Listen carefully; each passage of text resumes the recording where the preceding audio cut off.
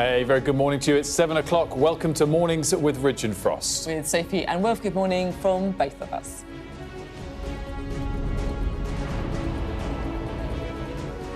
The government encourages supermarkets to cap prices on food basics like eggs, milk and bread to ease potential rises in the cost of living.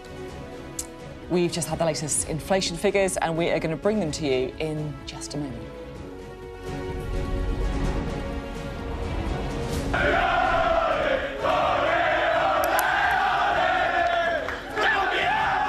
Arsenal are crowned Premier League champions as Mikel Arteta ends the club's 22-year wait for the title.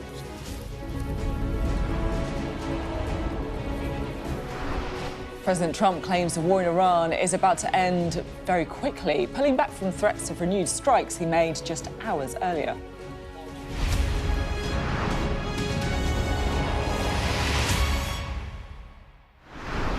Well, we'll get to the Arsenal glory in just a moment. But first, let's get to the breaking news. Inflation data that has just crossed, and it is better than expected for the month of April, coming in at 2.8%. March had been 3.3%, and the forecast had been for 3%. So it's come in a bit better than expected. Similar trend when you talk about core and services inflation as well. We're able to broaden this discussion out because Paul is here alongside us, as is Lucy, to discuss it all. And Paul, I guess the key point I would say on this is better than expected, lower than last month, but all of the forecasts out there expected it to dip this month before then rising precipitously, not because we haven't felt the impacts of the war so much yet, but because April on April last year was always going to be quite an easy year-over-year comparison. This is almost a quirk, you're quite right, a statistical function of how we set energy prices. The energy price cap fell in April. Energy prices came down despite what's happening in the Gulf. We know energy prices are going to rise, but it fell relative to a year ago, so inflation has fallen. That's the biggest driver, 2.8%. Remember, this month the Bank of England thought it would be returning to about 2%. But that doesn't mean there is huge inflationary pressure out there. And we can look, and there is much discussion today, of course, of food inflation. And these discussions that you mentioned, that the government has been talking to supermarkets about voluntarily capping the price of core food items, eggs, bread, milk, etc. Idea that's being imposed in Scotland, John Swinney says. The Treasury has been talking to supermarkets. They are not happy about it. There's been pushback from the retailers, and the word from the Treasury this morning, our understanding is they will not impose this, simply because if you're putting a price cap, you're not actually reducing the cost of production, you're just pushing that cost elsewhere. And actually the retailers will tell you what would they prefer is labour costs, energy costs, those to come down, then they can offer cheaper prices. It does emphasise how concerned the government is, and obviously what is coming down the track, people are going to be seeing food inflation. Yeah, it might be OK for now, but wait for the rest of the year. It's interesting, the stories came from the FT, right, first, yeah. And it seems like the government was saying, oh, if you do this, then we'll cut some of the other costs for you, like packaging or whatever. Yeah, as Paul's saying, there's clearly a disagreement here, which is why our response from the Treasury kind of suggests they're certainly not denying that these conversations have taken place. But, as always with this kind of thing, I suppose we have to wait and see exactly what the Chancellor... She's due to announce a number of things, I think, tomorrow with regards to the cost of living. Interestingly, the Chief of the Food and Drink Federation was speaking to MPs yesterday, really quite damning of the government, saying some departments are asking us to tighten up our packaging and make a number of changes when it comes to fat, salt and sugar in foods. And at the same time, we're being told to keep prices down. So they feel there's a real conflict here. As Paul was saying, this is a government after local elections, or this leadership crisis we've been seeing, really desperate, I think, to show that it's trying to think about the cost of living. I think the other point on this, which, you know, we've highlighted before and we were discussing on Cheat Sheet this morning, is food retail, groceries in this country is actually a pretty kind of competitive business already. You know, it's not a business that needs government subsidies or tax cuts to support it. It is profitable, but profitable in the good way. It's self-sustaining. And profit margin is quite low. You know, Tesco's profit margin last year was about 4.5%. Sainsbury's was a bit lower.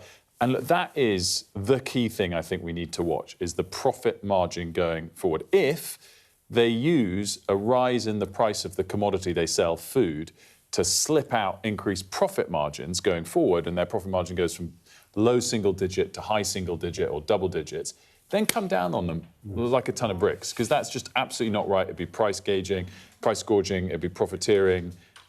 If it stays quite low, then I think you're asking for trouble to sort of hurt the business model of something's working. You cause bigger problems down the line. Yeah, this is it, isn't it? Do you think they're going to... I mean, we're going to talk to the government in a moment, but do you think they're kind of backing away from it? Is that the sense you get?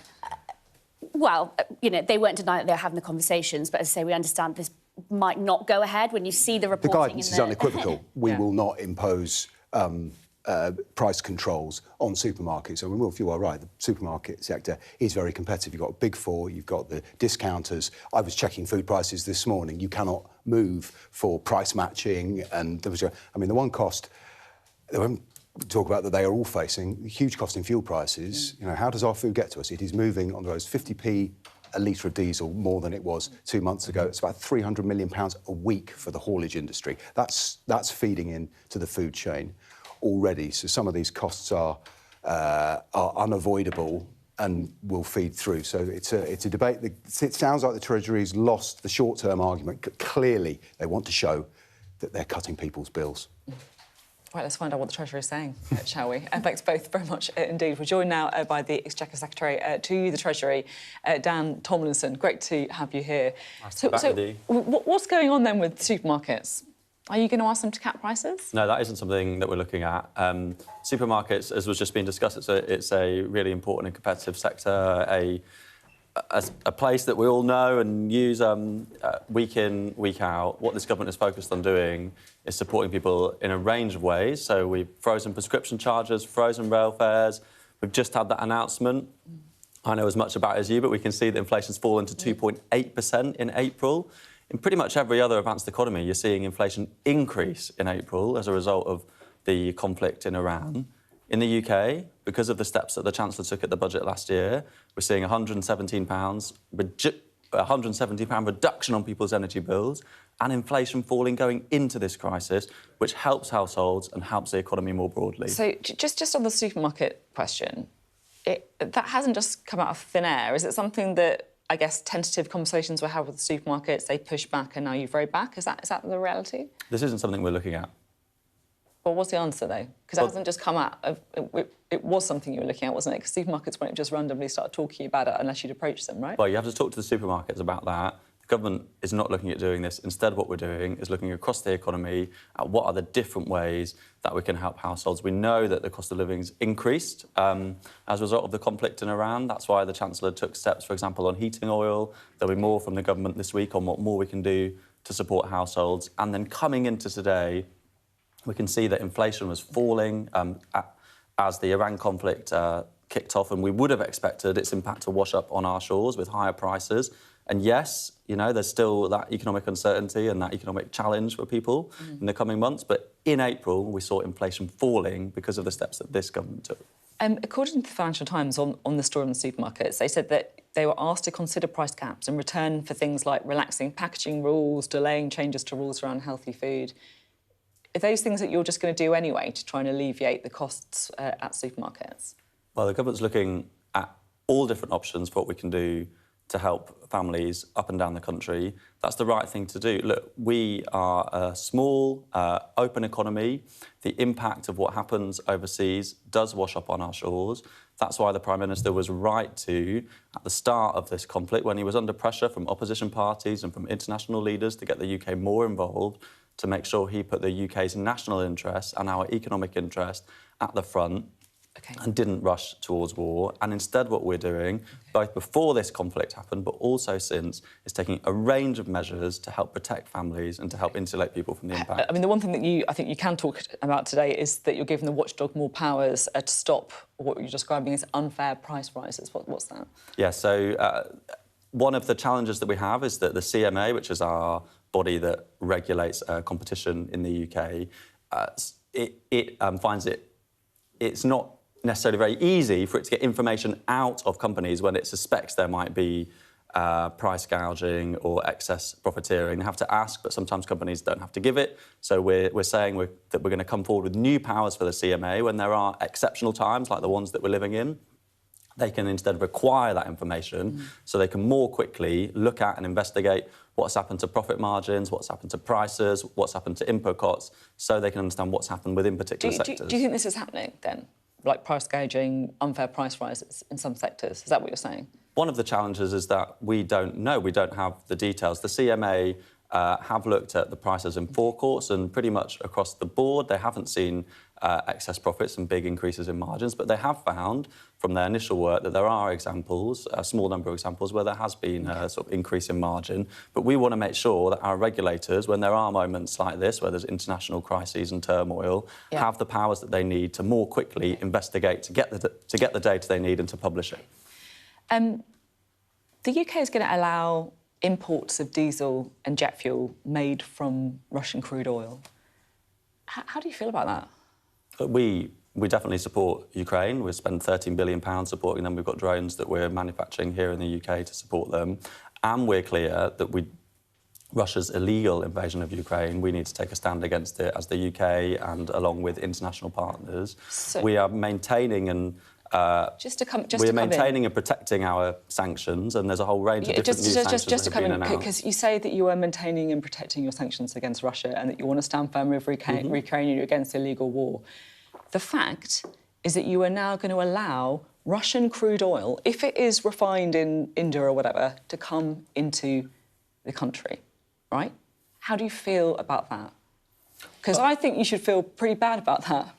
Well, look, when there are international conflicts, we've just been talking about the conflict in Iran, talking about the conflict in Russia, there's always, for the government and the Prime Minister, what we have to do as a government is make sure that we're protecting the UK national interest, making sure that the impact of conflicts that wash up on our shore, that we're protecting individual families and looking after their finances. OK, so that you're saying that you're prioritising looking after the UK cost of living crisis over helping Putin? No, not at all. What I'm saying is that always the UK government's focus has to be individual Brits living here in this country, their economic interests, the interest of our country and our national security. That's incredibly important. And a big part of that is making sure that we are backing Ukraine and supporting them. That's £13 billion that we've been spending to support Ukraine. We're manufacturing drones here in the UK. We've got a really strong suite of sanctions to stop LNG, to stop both imports and exports from Russia, going after people who are making money from the war. But the government has announced yesterday this time-limited change to the rules around oil and refining, given the extremes of the impact of the conflict in Iran and the impact of it washing up on our shores. I understand that the point you're making about the cost of living and trying to bear down on that, right? But when people talk about energy security, this is literally what they mean. It means being in a situation where you don't have to give Putin money that he is then going to spend on killing Ukrainian soldiers and bombing Ukrainian children. That is literally what energy security means, right? With that in light, is it not a terrible thing that the UK oil and gas industry has been, hollowed out over many years? I tell you, yeah, if you look over the last few decades, we really failed as a country on our energy security. We had politicians 15 years ago saying, we shouldn't build any new nuclear power plants because they won't come on stream until the mid-2020s. That is a massive failure. It means that we don't have that. Some would say you were continuing that failure not at all. By not drilling in the North Sea. Not at all. Well, firstly, we are allowing tiebacks. Secondly, there's the decision that will be made in the coming months, I'm sure, that's currently with the regulators on Rosebank and Jackdaw. We are expanding nuclear power in the UK. That's firm, clean, baseload power that we need more of in our system. And then we're making sure we expand our renewables, both wind and solar, so that we can get off the oil and gas roller coaster, that we can get ourselves that energy security. Just to go back to my first question, are you comfortable then with the fact that we're now paying Putin for crude oil? As I say, our sanctions remain. We've got a really strong suite of sanctions. Are you comfortable with that? We've got a really strong suite of sanctions. Are you comfortable with it? We've got a really strong suite of sanctions that are on Russia. We've announced more sanctions today. We've announced making sure that we can stop imports and exports from Russia, What you've announced today is that you will allow imports of diesel and jet fuel made from Russian crude oil. That's what you've announced. There's a whole range of other sanctions that have been announced today yesterday by the government. Yesterday by the government, because we do have to make sure that we are standing up to Putin's aggression and making sure that we're protecting Ukraine. And at the same time, when there's a very significant international conflict happening, when we do need to make sure that we keep security and supply across the world, we're looking at time-limited changes on some very specific aspects. OK, thank you very much indeed. Good to have you on the programme. Dan Tomlinson speaking to us there. There's so many different parts one could dwell on as I was listening to that, because you absolutely pushed him on all the legitimate points, and clearly there was lots of non-answers in it. But one thing is absolutely clear. In the last month or two, when we've seen the US give 30-day waivers for exactly the same things, it's products that are basically going to India to then be sold on, we can no longer get on our high horse as a nation when America does that. We can no longer say it's appalling that President Trump's administration isn't doing more to help Ukraine, because when the push comes to shove, and we are up against it in terms of cost of living, we've caved as well, and it's appalling. Well, you hear the government's argument there, you know, that they're making that this is the cost of living pressure and that the first responsibility is to people in the United Kingdom. But look, it's going to be a controversial one. Yeah. On to happier news, for Arsenal fans at least. Arsenal are Premier League champions for the first time in 22 years. A warning, what's coming up includes flash photography. So this is the players. Oh, look at that. I mean, those things are incredible. So they were watching at their training ground and they burst into celebrations, as you can see, when the final whistle blew. Man City, of course, needed to beat Bournemouth to keep their title hopes alive, but they had a 1-1 draw, and so the Gunners were confirmed champions. Just fantastic, those pictures. I didn't know they were all watching together. I assumed they would be until, of course, they revealed it at the final whistle. Fans gathered, of course, as well across North London. This is just outside the Emirates Stadium. The game, of course, last night wasn't including Arsenal. This is outside the Tollington pub. Great little spot for a pretty much pint.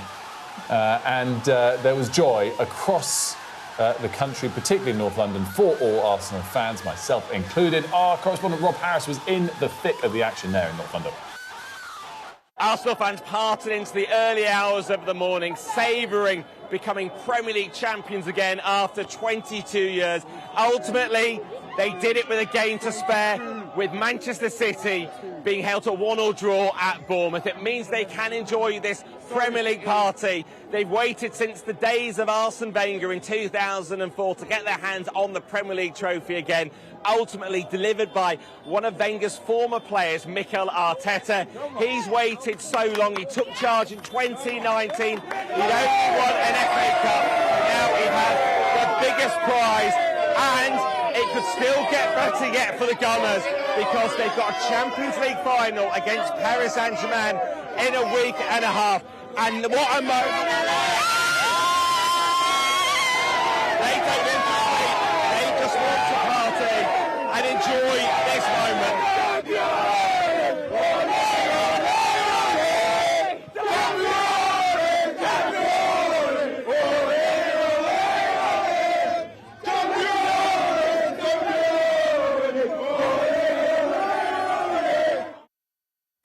I mean, just look at his face. Honestly, I would just like to say my sympathies go out to anyone else who, like me, has to work with an Arsenal fan today. Oh, give us our day. No, you are giving it. Honestly, a little bit tired, but obviously with energised because of the news. We were discussing this earlier.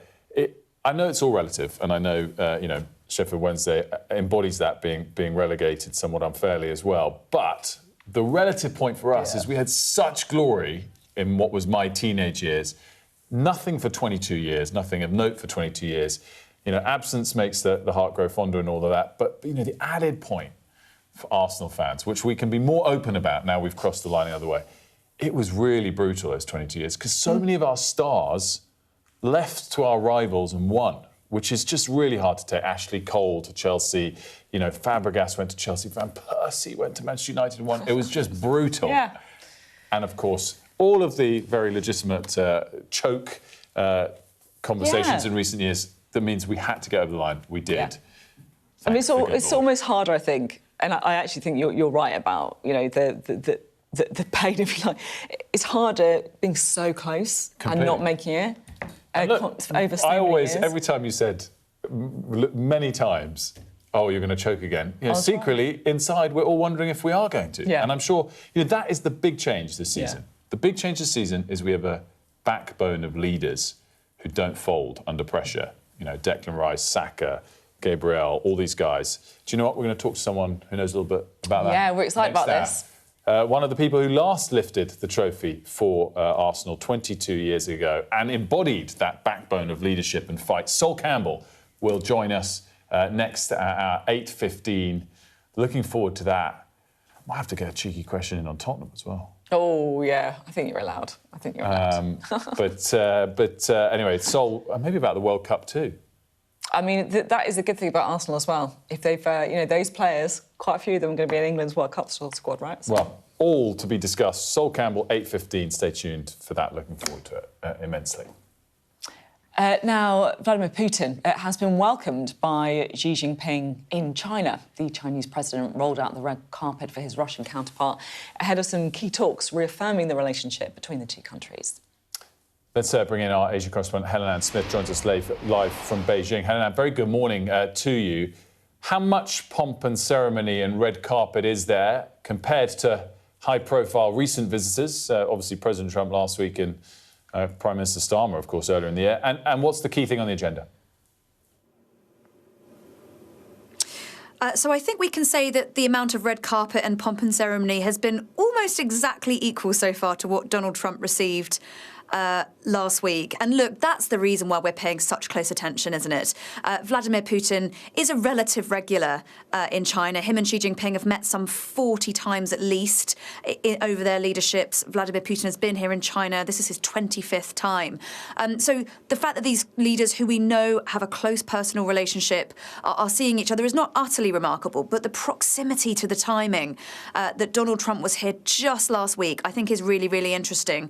Worth saying that the timing closeness is actually an accident. The Trump summit, of course, was meant to happen back at the beginning of April. It was delayed.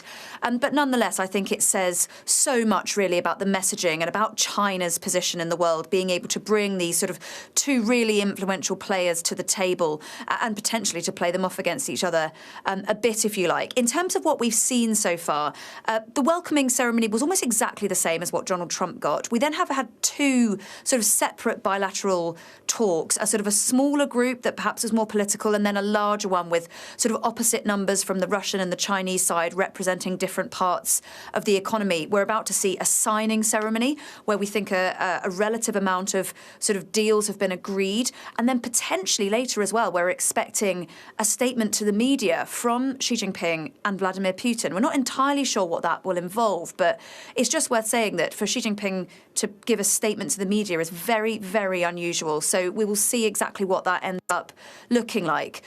But look, of course, everyone's going to ask about those comparison points with Donald Trump. I think the kind of the interpersonal warmth and closeness between Xi and Putin is quite obvious. They are relaxed in each other's company.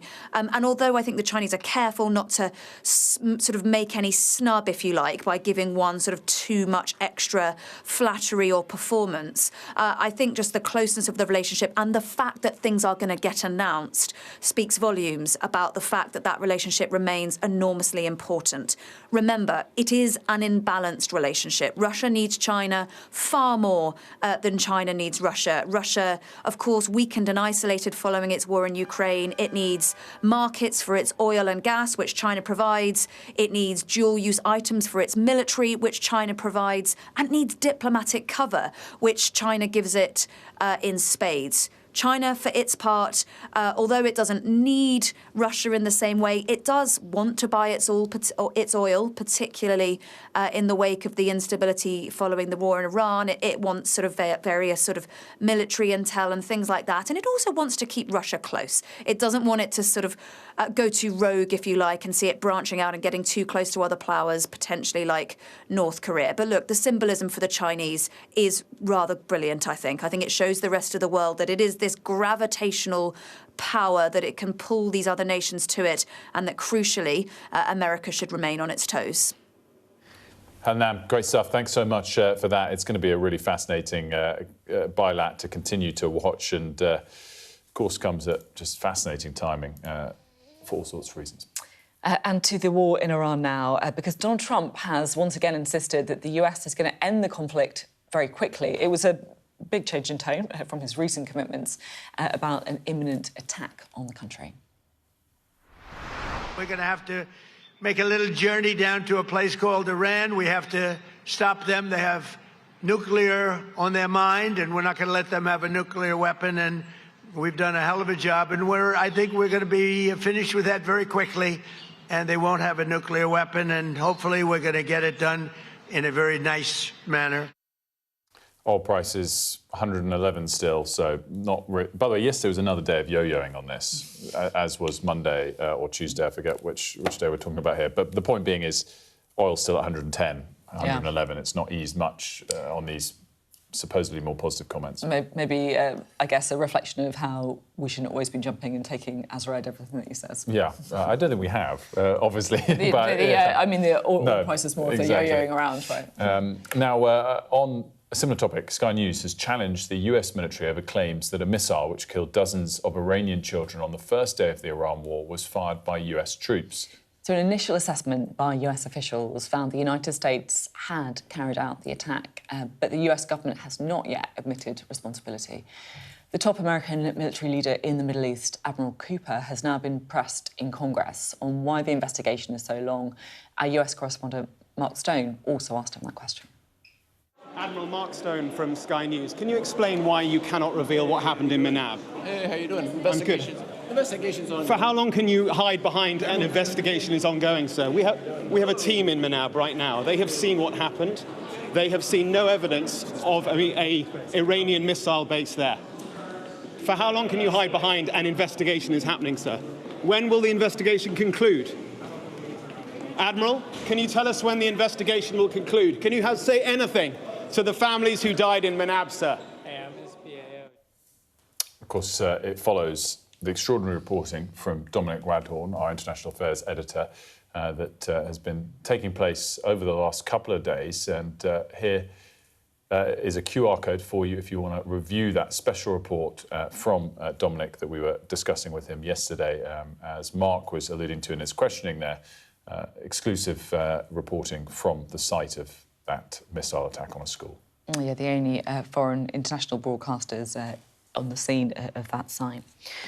Coming up, we'll have more, of course, on the war in Iran. We're also going to be investigating the impact of AI on jobs. That's coming up next.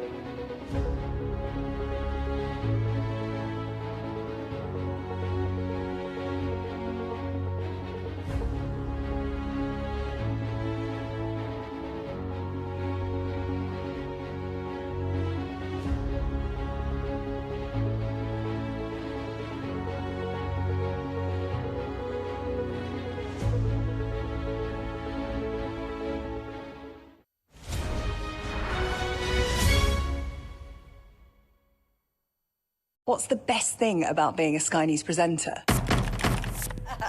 Perfect.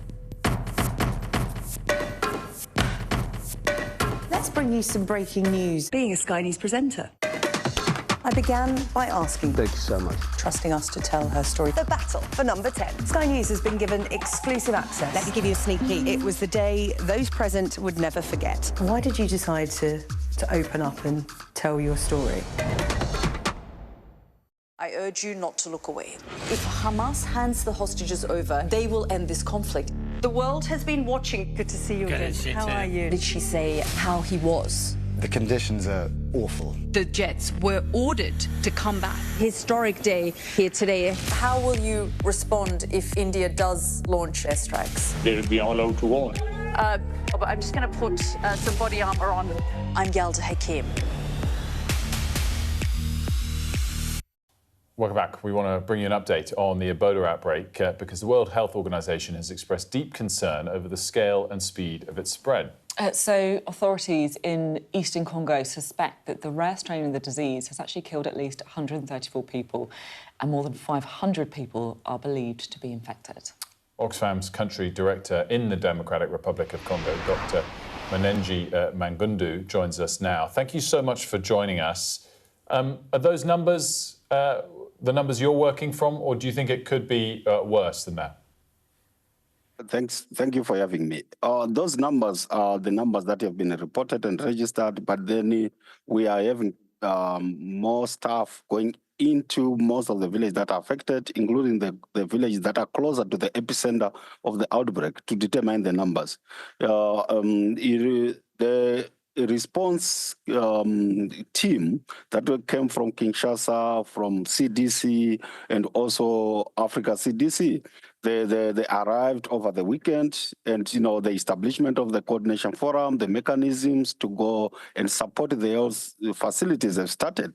So I think by tomorrow we start to have real actual numbers coming in, because we are putting in place those teams that are actually going into the communities and collecting the statistics.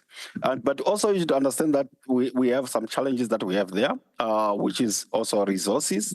That has really complicated these issues because, the zone has been affected by armed conflict, and this has accelerated the health system fragility, leaving millions of people exposed to such outbreaks.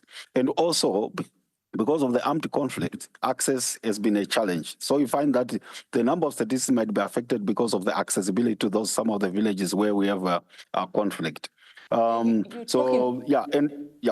talking there about the difficulties of reaching people, of finding out how severe and how widespread this is. And, you're talking about the villages and the armed conflict. I mean, I feel like a lot of people in the UK just probably have no concept of how hard it is to reach the communities, the families and the individuals who are suffering in this way and are at risk of dying. Yes, this is why it is important when we raise the issues of providing enough resources. As you understand, the country is in conflict, and their capacity is so reduced in terms of responding to such other disasters like outbreaks. And then again, for us as humanitarian actors, it's also really challenging negotiating access with some of the armed groups. For example, the ADF Nalu, which has been contributing to incursions and massacres of people in those villages. It's difficult to access. We're putting our lives at risk as well. So those are some of the challenges, not only us who are the humanitarian workers, but also the government health staff. These health centers are understaffed. And some of the health centers have been destroyed by the armed groups, because some of them, like the ADF Nalu, when they go to the village, they burn down the villages, they burn down the health centers. So it's really challenging to get the surveillance system working properly as it's supposed to be. But if we get resources, enough resources, that will help us, because you see in most of the areas some of the government workers are running away from. Us as humanitarian organizations like international NGOs, the UN agencies, we're able to penetrate due to negotiations and engaging with the local leaders and supporting those health centers that need support. But when the funding was reduced, we shrinked a lot, and to find that there was very little presence there, and this has put the people at high risk, not only for Ebola, even cholera, because you find that we have also cholera cases that are there and mpox epidemic. So it's an emergency which is full of emergencies. So the system that they've put now is to ensure that everyone is facilitated and we try to reach and work with the communities. Dr. Mangundu, thank you so much for joining us. We really appreciate it. Yeah. Okay, thank you. Some children and young people are having to wait up to 3 days in A&E to receive mental health support, according to new analysis. So the Royal College of Nursing have called for action to help people who are currently being, as nursing staff say, unforgivably failed. Here's our health correspondent Ashish Joshi speaking to one family who lost a loved one who died waiting for help at A&E. If we don't do any more, then this could potentially happen to other people. The system at the moment for any individual who's having a mental health crisis is really inadequate. She was just such a caring person. When I reflect now, I'm like, she wanted so little in life. She just yearned to be loved and to love others. Chanel had suffered a lifetime of mental health challenges, living with extreme anxiety and eating disorders that saw her sectioned. She died from a cardiac arrest that she suffered in an emergency department while waiting for a mental health bed. Even in a moment where actually her physical health was the issue, you know, she had a cardiac arrest, but it was just another time that the mental health system has failed her. You know, we spent hours even just trying to reach out for some help. A coroner ruled that if Chanel had received one-to-one observation as planned, she might still be alive. It's no disrespect to the people working within it, it's the system that is failing both the staff members and the patients. It's a traumatic place. If someone is completely dysregulated and in a crisis, that is not an environment you should be in. It's a busy area, there's so much going on, the nurses, etc. That's not the ideal place, which is why they end up being left waiting and unnoticed. Do you think if you had gone to a dedicated mental health space instead of going to a very busy ED, the outcome would have been different? 100%. The staff would have had the training to understand the complexities and the varieties of mental health challenges that one could have. The system is failing, but the reality of a failed system is a loss of life for many individuals, and that's unacceptable.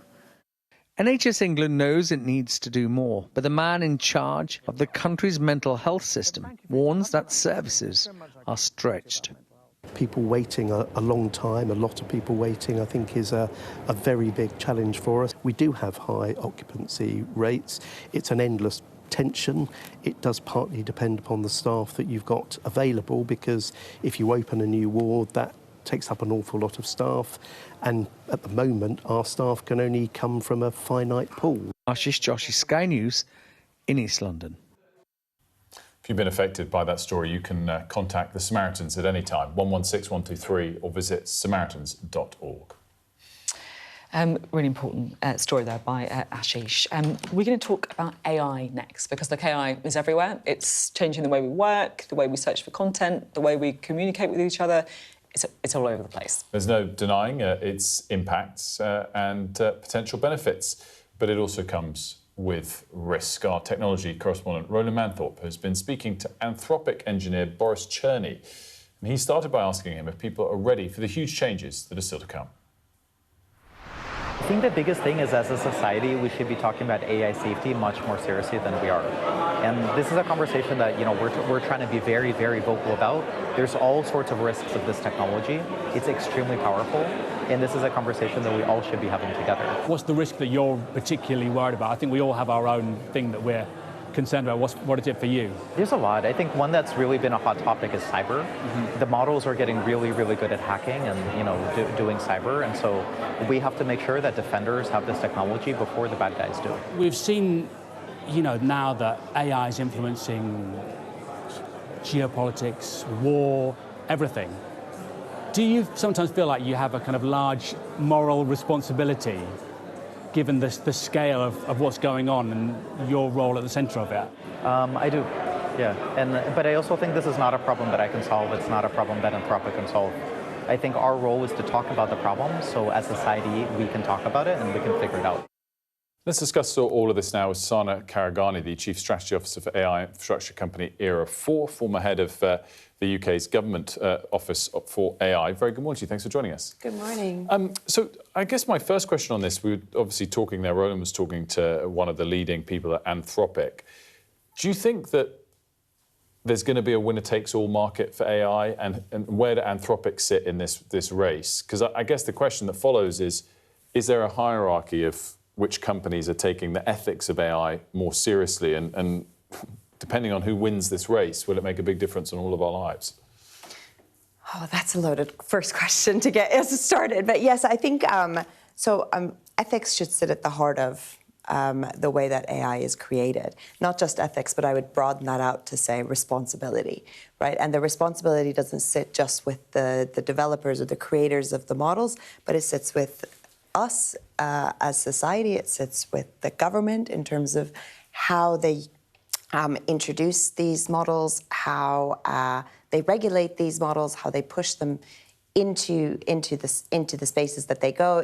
There's responsibility and onus on the companies that adopt these in terms of how they come into play, what they do, how they affect their workers, and what they're used for. So this responsibility should be an all-inclusive kind of include everybody who is part of this ecosystem. I guess that's not really happening yet, though, is it? It's happening to some extent. So we are seeing a lot of the responsibility taken by companies like Anthropic. So you will have seen that they were very cautious, for example, in terms of releasing their new model Mythos into the wild. They gave it to various institutes like the AI Security Institute here in the UK. So we have here, from a government perspective, put a lot of money, tooling and intelligence into an institute like that to own the kind of pre-testing of models and be able to give us some insight into what it might look like when it is released. Are all of the companies as open as that? They vary, but I think the way that Anthropic has kind of led the way in doing what they've done, and the publicity, the positive publicity they've received, I hope means that others will follow suit. When we had the Bletchley Summit, and there's been other safety summits that have happened since then, all the companies came forward and agreed that this is what they wanted, and they wanted to make sure that these powerful technologies are being used the way they should and for good.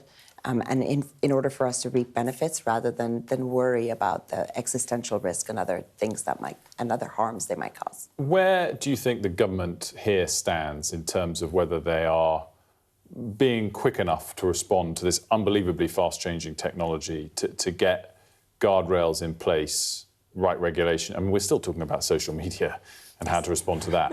Are you confident that we're going to get this right on AI or not?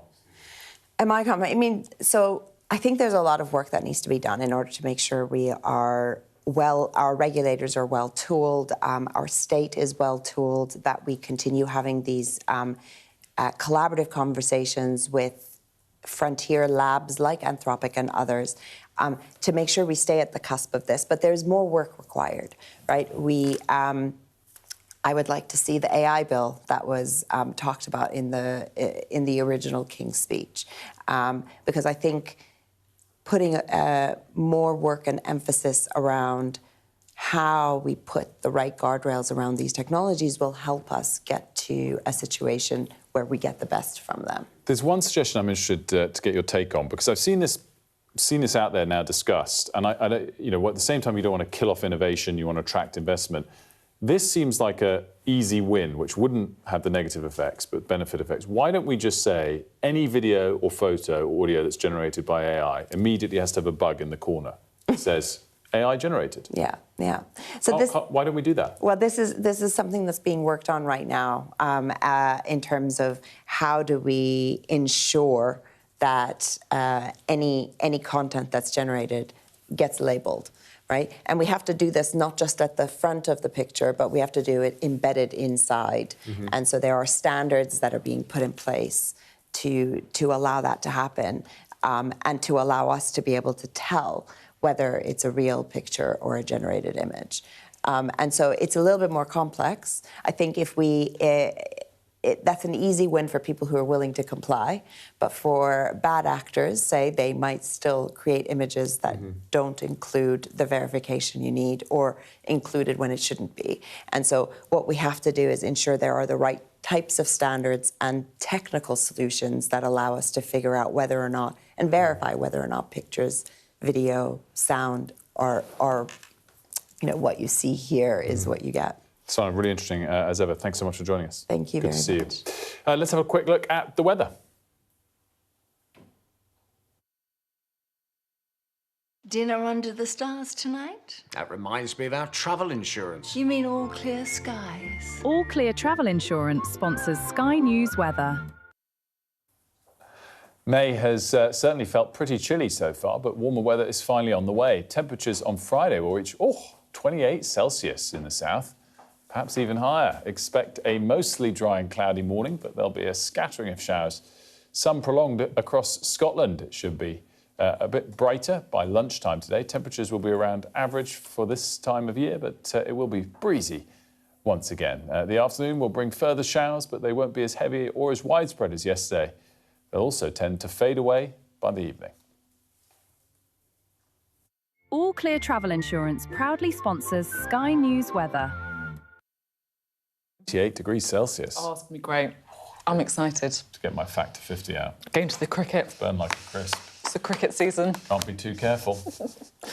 Wear a hat. Yeah, I will. Coming up, we are going to be talking about modern oligarchs. More to come. Sounds mysterious.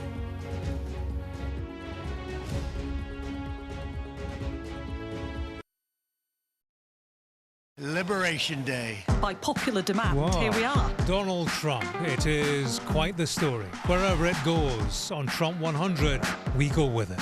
Tell us who you're looking for. Unbelievable we've come to this. Are you overstating the reach and significance of this deal? Not like you said it. From the UK. Why don't you go back to your country where you have a major migrant problem? It was 10 feet from him, and all of a sudden the shot's rang out. People impacted. I'll tell you on another day on the podcast what that was all about. Join us wherever you get your podcast. A lifeline for millions of people living on both sides of one of the most volatile international borders.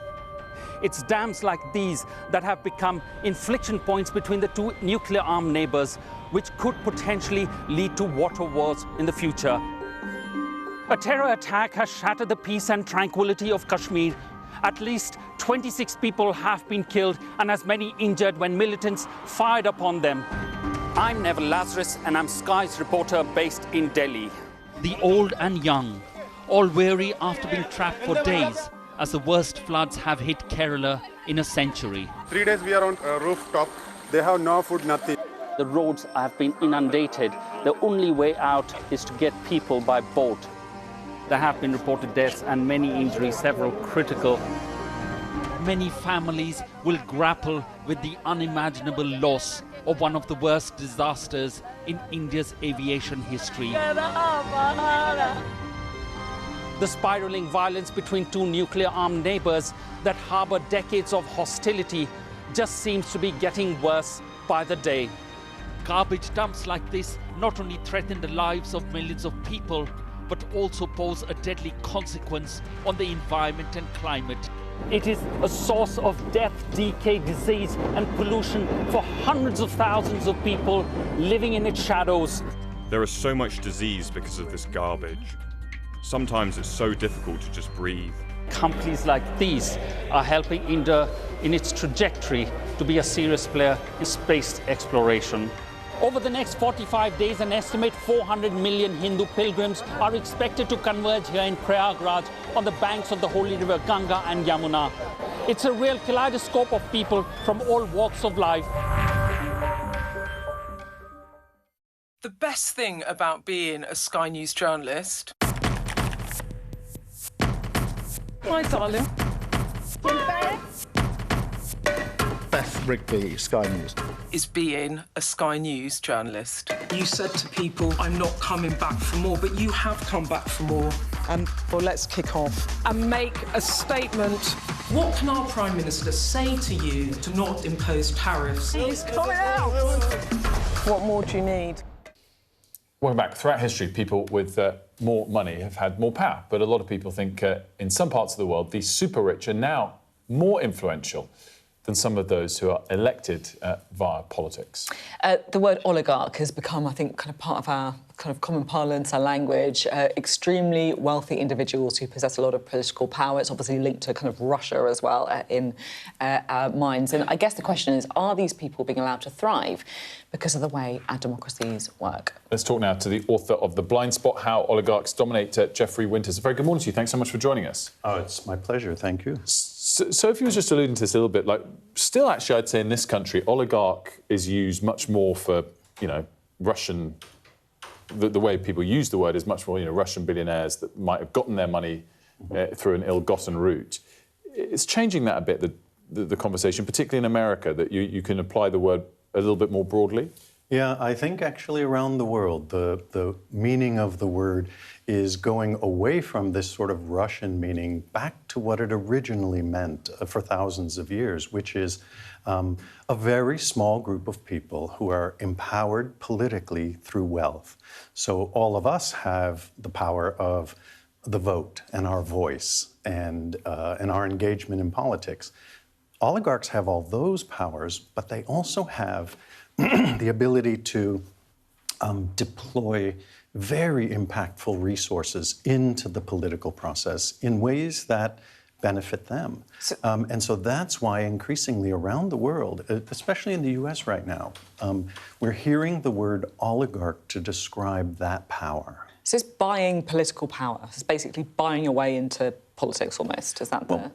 Certainly one dimension of it is the idea that you use your money to shape political outcomes, campaigns, who wins, who you back.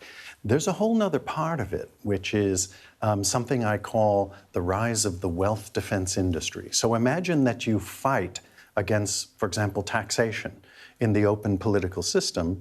Whatever that outcome is, there is an entire industry of lawyers, accountants, lobbyists, wealth management professionals whose job it is to make sure you don't pay those taxes while everyone else does. It's interesting because, I think Elon Musk's quite a good example to talk about, and clearly he got quite involved in the politics in the last couple of years, as everyone knows. But there's a very important difference, is there not, to how he accumulated his wealth. To the example I first gave, it's different from a dictator like Putin just handing out oil and gas contracts to somebody.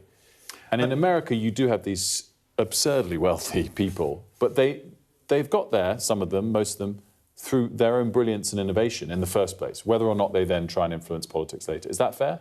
Right, and so it's really, it's an important example you bring up because the important thing in talking about oligarchs and oligarchy is not so much the way one becomes incredibly wealthy, it is what one does with the power that all of that wealth gives you.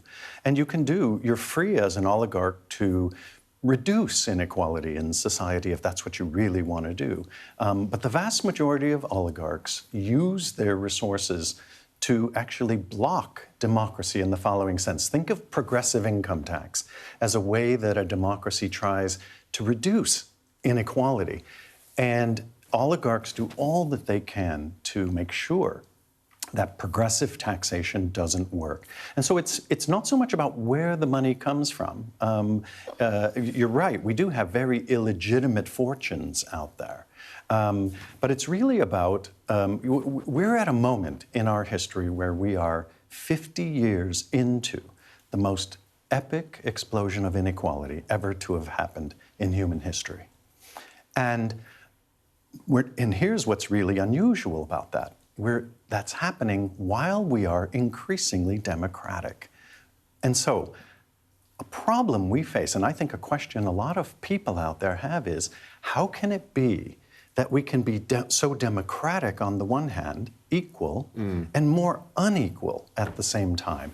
And what I try to do in The Blind Spot is address that sort of puzzle, that question. Because Incredibly unequal societies in the past have always been based on fear and violence, and yet we have participatory inequality. I was going to say, of course, there are also supremely wealthy people who, like Warren Buffett, are giving away 95% of their wealth, or many, many others I could list. Michael Dell's just given away, I think, 28 billion or something like that, ridiculously. But really interesting debate, and there's certainly a widening inequality with yet supreme individual wealth. Jeff, thanks so much for joining us. Good to see you. Thank you very much. There's another football story that we would be really leading on today if it wasn't for the Premier League, but because this is one of the most insane sporting stories I can really think of. So Southampton Football Club has been expelled from the Championship playoff final over Spygate because they sent people to spy on their rivals' training so they could find out what they were doing, and obviously you can see the picture on your screen, literally hiding behind a tree so that they could get a sporting advantage in the match. And I think the thing that is kind of crazy about this, obviously it's a very short-term, sudden decision. The playoff final's coming up. Yeah. So it had to be quite a rushed decision. They sent an intern to do this. It's not... look, the rules are the rules, and clearly they've judged you broke the rules enough, and this is a legitimate punishment under the rules. But it's not like computer hacking your rival, like breaking laws. You're breaking rules, which is bad. And this is the decision. But you feel a bit for the Southampton fans, certainly. And so the English Football League rules ban clubs from filming opposition training sessions within 72 hours. Well, that is what it is. That's what they got them on. But look, it's tough. And the reason it's tough is because there is nothing like the playoff final. So much riding on one single match, right? You know, money, futures... getting to the Premier League, fame, the whole lot. And I think that is why it's such an extraordinary moment in football. There's another final that's important, Champions League final. We're going to talk football after this, but also all the day's top stories.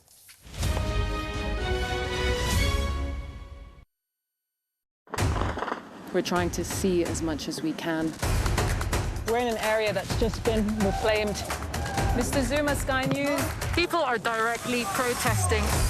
The whole neighborhood is rallied around her. It's been impenetrable to journalists over the last 2 years of war in Sudan. I've been waiting for this for 2 years. It doesn't feel like a big homecoming. It was never going to be pretty. War isn't pretty.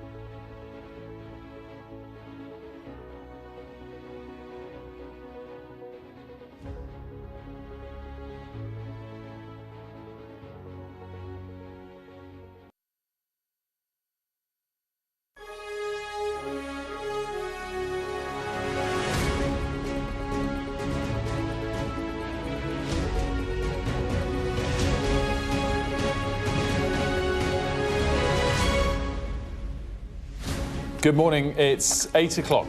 Welcome to Mornings with Ridge and Frost. We're Sophie and Wolf. Good morning from both of us. Inflation falls by more than expected to 2.8% in April, thanks to lower gas and electricity prices, but it is unlikely to carry on that way.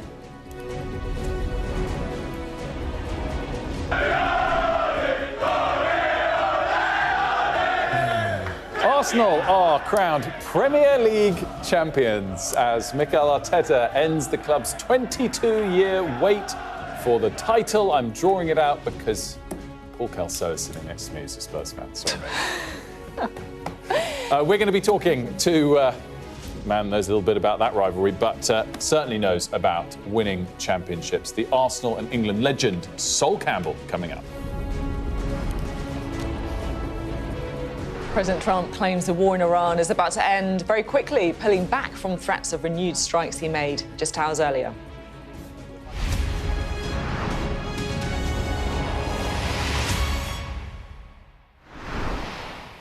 Good morning to you. Inflation last month was 2.8%, largely thanks to falling gas and electricity prices. It was a headline figure that was better than expected, but there is still potential for a shock to come. And you can see why if you look at the kind of underlying stats coming out. So the cost of raw materials rose sharply, the cost of factory gate prices. These are the cost of products that are leaving manufacturers. And look, it's been driven by the oil price hike linked to the Iran war. Well, as we mentioned, our business and economics correspondent, Paul Kelso, is very happy to be here with me this morning. We've also got such an exciting morning, Will. And Lucy is here as well. We've got lots to discuss on this. But, Paul, the numbers for the month are definitely better than expected. They are positive. So consumer price inflation fell, and it was expected to fall back to 3%, fell to 2.8%. I think we can show people the chart for how that headline figure has changed. And it fell because energy prices fell, which people might be slightly confused about because we're all preparing for them to go up, but they did fall year on year. The price cap, the way we set our energy bills, came down. You can see on the very right-hand side of the screen how that ticks down. It's the lowest headline figure in more than a year, and core inflation and services inflation are respectively the lowest since in 5 years and 4 years. So these are positive numbers, but they tell a figure in the rearview mirror, and what lies ahead is really pretty chastening. And Sophie, you've mentioned it already. Fuel costs already hitting across the board, are hitting food prices, which we're expecting to increase. They did actually come down this month as well. You're looking across the haulage industry, £300 million on every week on the cost of filling up the lorries that deliver our fuel, which is why we're waking up to reports that the government has been talking to supermarkets about voluntarily capping the price of key items, eggs, bread, cheese, etc. There's been a lot of pushback from the supermarket industry. If this was to be voluntary, it's not happening. The government's actually ruled out imposing it. And the supermarkets, it seems like this was essentially a negotiation. The government's saying, we'll cut some costs we're talking about imposing. There's some costs on packaging. Supermarkets have to cover the cost of the lifetime of packaging. It adds about £1.5 billion to costs over the course of a year. We'll waive those if you'll meet us somewhere on prices. It sounds like the supermarkets aren't going to do that. What they are saying is government measures have added enormously to the cost of employment. Energy bills are high. That is adding costs, and actually what we need is help reducing our costs, and that will flow through to the till. Yeah, it's interesting because we spoke to the government minister, Dan Tomlinson, earlier, and he kind of ruled it all out. Oh, we've never thought of doing this at all. It may be, of course, that they asked the supermarkets who told them to go away, no certain terms, and so they're just pretending the whole thing never happened. How's the government reacting to it all? Like you said, there is the politics of all of this, isn't there? And I almost think there's probably no coincidence to the fact that 2 weeks after the local elections, a week after the kind of leadership drama that we saw in Westminster, the government is now deciding to really come out strong. We are talking about the cost of living. We are looking at ways to protect families and households. We'll hear from the Chancellor today. We'll also hear from her tomorrow. She's making very clear that she will set out a number of measures. I mean, we are seeing quite a lot of briefing around the fuel duty, that expected 1p hike to fuel duty planned for September. It's expected that she's now no longer going to go ahead with that. You know, we should say that actually that won't necessarily make any material difference to people and the pounds in their pockets. But, you know, this is a government trying to say we are still working on the issues of the day, not getting consumed by all of this leadership drama. Whether or not it will work for people, that's the other question, isn't it? The thing I'd just say to dwell on the inflation data, unequivocally it was better than expected. 2.8, the forecast was for 3%. But the very fact that it was expected and did fall from the prior month was 3.3, is a sort of one-off. And that is both, as Paul was saying, because last April, these figures of the year-over-year numbers was particularly high, so it's sort of easier to kind of beat that number compared to other months. But most importantly, just not because only special government measures, the way that we do our energy, which is obviously a huge input for people's costs, is to kick the can down the road. And that's what we're seeing come in versus other EU and US countries where it's jumped aggressively in April. Because we have the energy price cap, we're delaying the pain on that measure. And I think we got a clear indication that there's pain to come from yesterday's employment data that was very soft. So better than expected today, great, but I wouldn't be celebrating. And the other thing to say, right, is the government's obviously worried, because if they weren't worried, they wouldn't be doing things like easing sanctions on Russia, which is the other thing that they've announced today. They have effectively said that... So you can talk us through this. We've got Lucy here, who's across this story. So what they're doing is they are easing sanctions on Russian oil, but Russian oil that's refined into jet fuel and diesel in third countries like India, for example. So we will be importing that now. As you say, this is controversial. I mean, the Dame Emily Thornberry has been saying this morning that she disagrees with it. We shouldn't be effectively helping to line the pockets of the Russian President Putin. It was interesting, you were really questioning Dan Tomlinson, one of the Treasury ministers, on this earlier, saying, is he comfortable with it? And he was refusing to say that he is. And actually, there is a government justification. They are worried about the cost of living impact. They're trying to do all they can. But like when President Trump did something very similar, there was some very critical of it over here. Let's listen to Dan Tomlinson. We've got a really strong suite of sanctions that are on Russia. We've announced more sanctions today. We've announced making sure that we can stop imports and exports from Russia, What you've announced today is that you will allow imports of diesel and jet fuel made from Russian crude oil. That's what you've announced. There's a whole range of other sanctions that have been announced today yesterday by the government. By the government, because we do have to make sure that we are standing up to Putin's aggression and making sure that we're protecting Ukraine. And at the same time, when there's a very significant international conflict happening, when we do need to make sure that we keep security and supply across the world, we're looking at time-limited changes on some very specific aspects. What the Minister couldn't quite bring himself to say there is that these sanctions have always been pragmatic. I mean, the very first price cap, another price cap was imposed on Ukrainian oil at the start of this war, was set at a level deliberately designed to show the West was being tough on Russia, but not choke off our oil supplies. Because what happens if you choke off oil supplies, all that Russian oil in one go? Well, we're seeing it in what's happening with the choking off of supplies from the Gulf. And so there's always been an element of pragmatism here. And I think we take a step back and look at these numbers this morning. They're positive, there's worse to come. All of this lends to the picture that actually the underlying economic position was improving. I mean, the Bank of England was expecting inflation to be 2% this month. The government, let's go back to February, was thinking there is better news to come, and the war has changed everything. Paul, great stuff. Lucy, great stuff. Thanks so much. By the way, don't forget PMQs, of course, later today.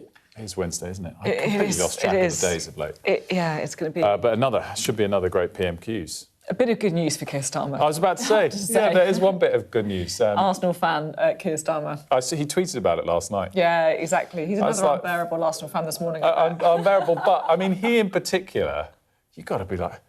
let him enjoy it today. He's had a tough tough couple of weeks. We've all had a tough, Arsenal fans, 22 years. But last night, the pain came to an end as Arsenal were crowned Premier League champions. A warning, some flashing images coming up. So this is the players. I mean, look what it means to them. It's amazing to watch, really. They're in the training ground. They were watching the Man City game. And this is them when the final whistle blew. Man City, of course, just needed to beat Bournemouth to keep their title hopes alive. But my goodness, Bournemouth have been great this season, and they've got a 1-1 draw. Absolutely love Bournemouth now. Always have. Will's second team now. Well, maybe even joint first. Legends last night that they were. Here's some of the fans celebrating, of course, in North London, outside the stadium. We've also got some pictures of them outside the Tollington pub. Of course, there wasn't an Arsenal match last night, so they were finding the right places to gather together to celebrate as the evening unfolded. And this is where we found our Rob Harris last night, in the thick of some of those fans celebrating. It's very noisy. So many thousands of Arsenal fans immediately spilled out into the street. They're waiting for the result from Bournemouth. Would City win to keep the title race alive going to the final day? No, they couldn't. So Arsenal, champions the first time in 22 years. And it's why fans are still absolutely wanting to do. This is what it means to them. This is what the weight means to them. The fact they've had to endure so many years of anger, waiting to be crowned champions again. And we'll go and talk to some of them in a second. Somehow, through all this, they just want to sing their champions. What does it feel like for you after all the years Arsenal missing out to be Premier League champions? Last time Arsenal won, I wasn't even fertilised. I'm 21 years of age. Listen. The greatest day of my life. I've been supporting this club since nappies. Nappies! 22 years we've been waiting for this. Look at the streets of London. No club can do it like this. No club! Come on! They're enjoying this. They've waited so long, and you won't have the final day agony. No need to take it. Which players for you have delivered this glory? Who are you most proud of? Listen. All of the boys done us well, but there's only one man that I've got. I just want to give a shout out to Super Mick Arteta. He knew what he wanted to do from the beginning. And one player. Listen, boys. There was conquerors, and there's Mick Arteta. Who knows what he wanted to do?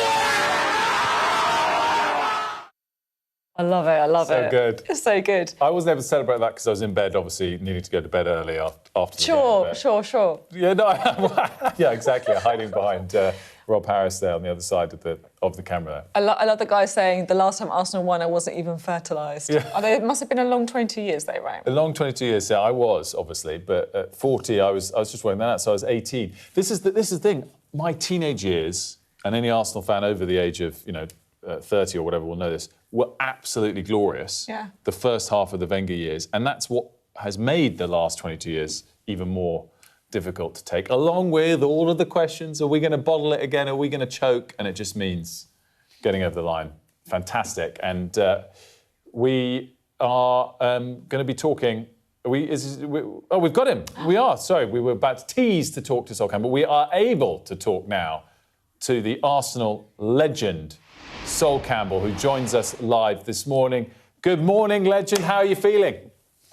Amazing, unbelievable. It's a great feeling to see all the fans around the world, especially around the Emirates. And you, big gooner yourself, you must be, grinning from ear to ear. Yeah, well, the normal Ofcom imposed impartiality has slightly gone off the rails this morning for a news broadcaster. Sol, talk me through it. Look, you obviously, last time we lifted the trophy, were there 22 years ago. I guess two parts of my question on this. Did you think it would take this long for the Arsenal to lift the trophy again? And what's changed? What's changed with this team that has allowed it to happen? No, I thought it would be, coming a little bit, sooner, Premiership-wise. But you add in, Liverpool, Manchester City, a little bit of change in management as well. Obviously, Arsenal left, and that left a big hole when it came to kind of that continuity and that. And then the money a little bit tightened as well for whatever reason. No, I didn't think it was going to take this long. And you can see how the players now, jumping up and down and just relaxing and enjoying an outpouring of joy. It's just an incredible feeling. We've waited a long time for this. And you can see everyone is just there. And you can see it. They've done really well, these guys, this year. And I think, the strong squad has taken them over the line for sure. In every department, every position, they're solid. And these guys are hungry. And that's and the club's hungry for success as well. So, yeah, that's the difference. The squad made a difference this year. I always think back, Sol, to you know, the Invincibles, and there was great players, brilliant creative players, but there was this backbone as well. You at the back, Patrick Vieira, Thierry Henry, that when the times were tough, you know, you rolled up your sleeves and you brought the rest of the team with you and you know, won in an ugly fashion, if necessary, certain games. Have we seen that again this season? Yeah, I think you find a balance. There's a little bit of like needle there now, and skill and craft and resilience. And that's what the right mix now. You need to be able to play football. You need to kind of stick it out. You need, and also, you know, you need a little bit of luck as well. You know, I think hard work brings that luck. It doesn't come, you know, naturally. You got to kind of earn that luck as well. But I think for me, the squad got them through this season for sure. The quality of depth. Have you been in touch with any of the players overnight? I mean, I guess they've been probably celebrating, but talk us through the emotion you feel in a moment of glory like this as a player, when you've put it all on the line for a long, hard season and you finally get there. What does it feel like as a player more than just a fan? The feeling is just incredible. It's just, you can't describe. You just, everything, the emotions and adrenaline and everything is just rushing through your body because you've worked so damn hard. And the ups and downs in any season, you know, the setbacks and the pushing forward and the injuries and the great goals, the last-minute goals, or the last-minute goals that defeat you and things like that, all mixture of emotion, and it comes out and you win it, and you just can't describe it. And then for me, the fans as well, the connection of the fans as well, you're even more connected with the fans with this kind of emotion. Everyone's in there together. It's just, and because it was such a long time ago, I mean, this is, you know, a lot of people can't remember last time Arsenal won the league, and now they can actually believe it, and it's actually here now. We're now able to look ahead to the Champions League final as well. Look, you've won massive finals yourself, multiple FA Cup finals, League Cup as well for Spurs. I mean, Champions League obviously has eluded Arsenal throughout. What's your advice to the players going into as high pressure a moment as they'll ever have? I think for me, it's like they've done incredibly well to get here. The record is incredible. I think they should bring that to the pitch as well. Yeah, PSG are going to be a formidable side. They are incredible going forward.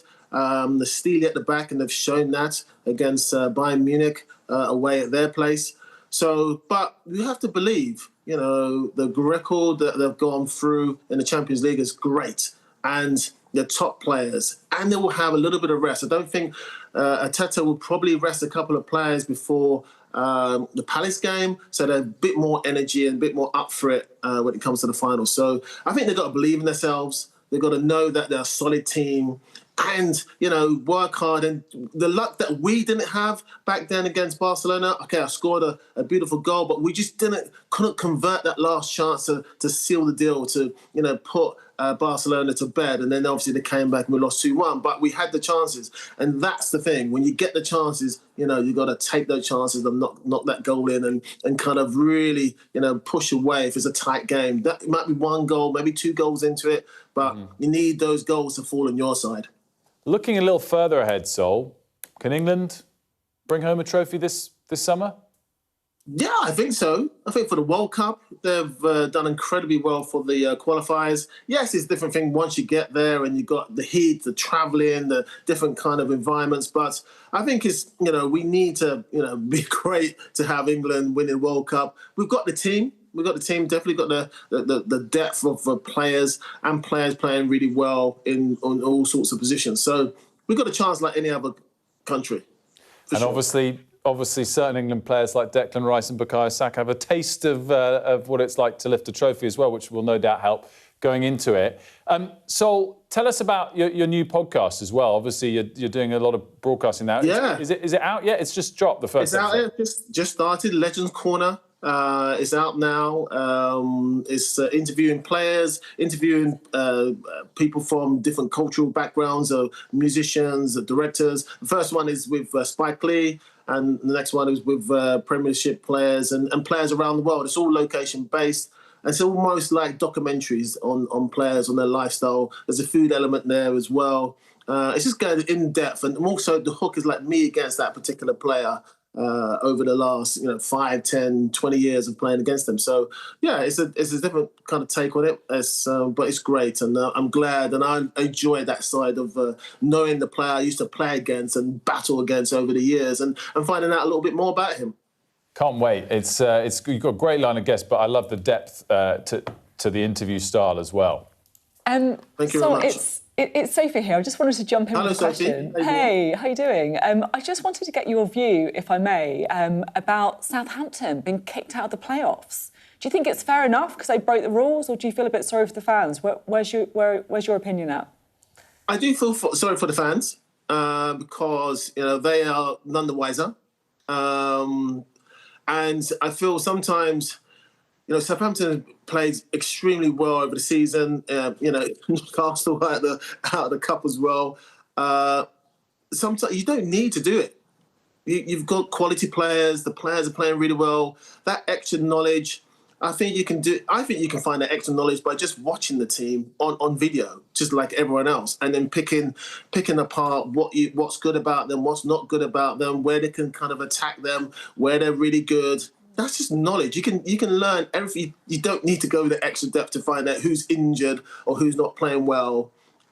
It's really sad. The fans obviously in that rock and a hard place. I feel sorry for the fans. But the management, I don't think the hierarchy probably knew, but the management should have been a little bit more, sportsmanlike, and just watch how everyone else watches games and study your opposition. Just do it the normal way. That's more than enough. They've got a great team. They don't need to do this.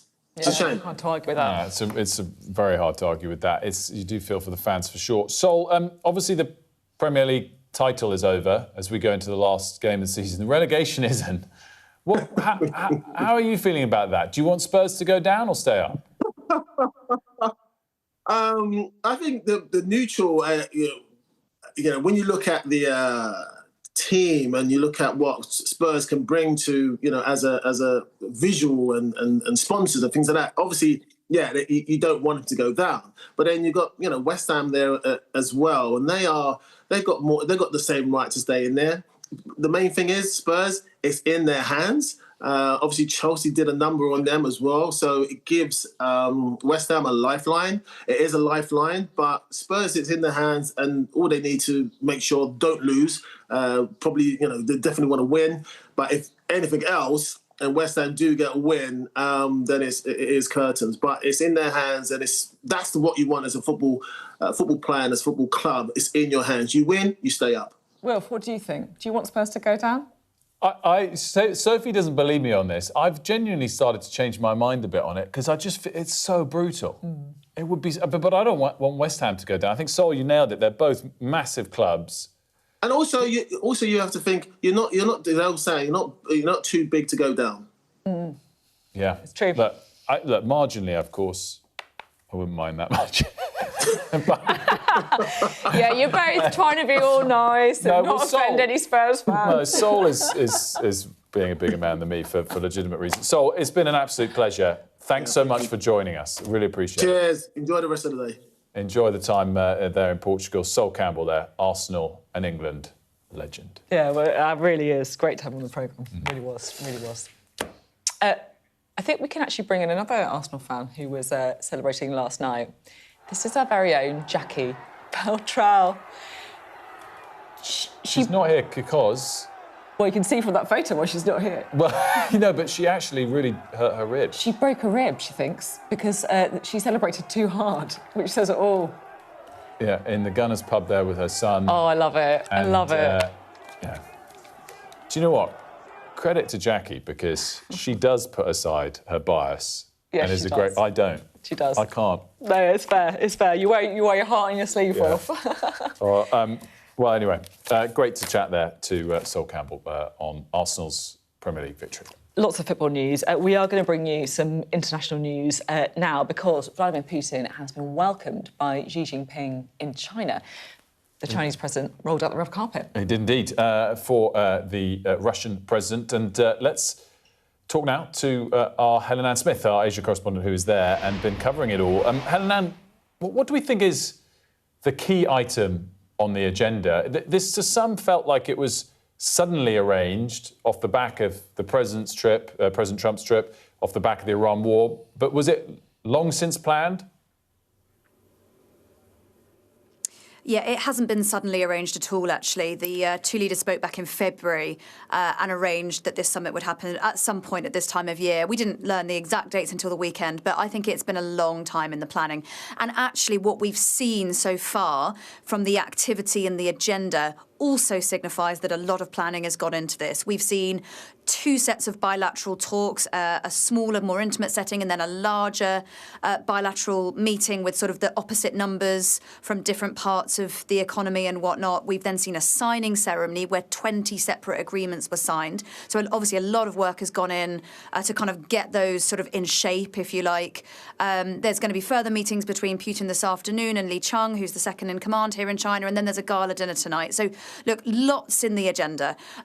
But of course, the reason we're paying as much attention as we are is because of the proximity of the timing to another crucial leader's visit here to Beijing. Donald Trump was, of course, here last week. And look, the kind of proximity of the timing was an accident because Trump summit was meant to happen in sort of March, April time, and it got delayed. So they are sort of accidentally close together. But I still think that the imagery of that for China is really, really fortuitous. I think it sends a message to the Americans that, yeah, you know, we can work to stabilise our relationship, but that's not going to come at the expense of our relationship with Russia. And I think it allows China to kind of further this narrative that it enjoys to push about it just being this incredibly important global leader, this gravitational power with absolutely the capability and the might to handle these complex geopolitical triangles.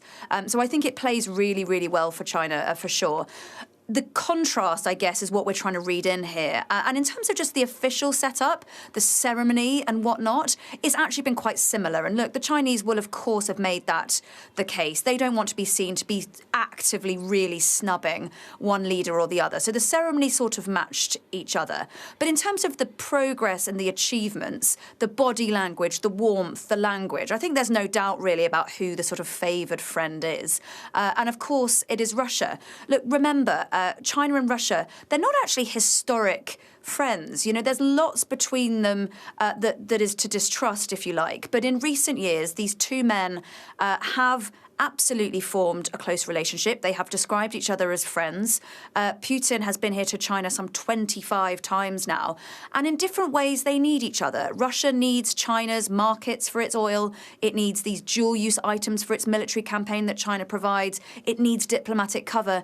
China doesn't need Russia in the same way, but it absolutely wants some of the military intel that it can gain. It does want to buy its oil, and it does want that geopolitical partner in this sort of shared vision and shared campaign to sort of challenge a global order that they see as too Western focused. So there is benefits to both. And I think the message is very clear to America that this is the closer relationship and this relationship is absolutely not expendable, however well last week's summit may or may not have gone. Helen Ann, thank you very much indeed. Coming up, we're going to be talking to Sir Ed Davey, leader of the Liberal Democrats, and his EU policy coming into the spotlight.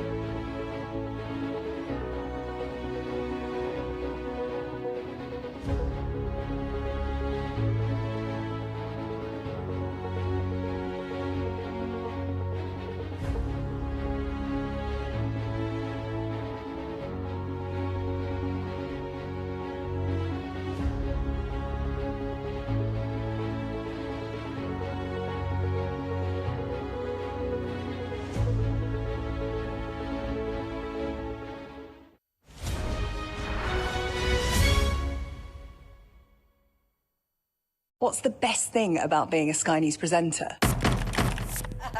Perfect. Let's bring you some breaking news. Being a Sky News presenter. I began by asking, Thank you so much. trusting us to tell her story. The battle for number 10. Sky News has been given exclusive access. Let me give you a sneak peek. It was the day those present would never forget. Why did you decide to open up and tell your story? I urge you not to look away. If Hamas hands the hostages over, they will end this conflict. The world has been watching. Good to see you again. How are you? Did she say how he was? The conditions are awful. The jets were ordered to come back. Historic day here today. How will you respond if India does launch airstrikes? They will be all out to war. I'm just going to put some body armor on. I'm Yalda Hakim.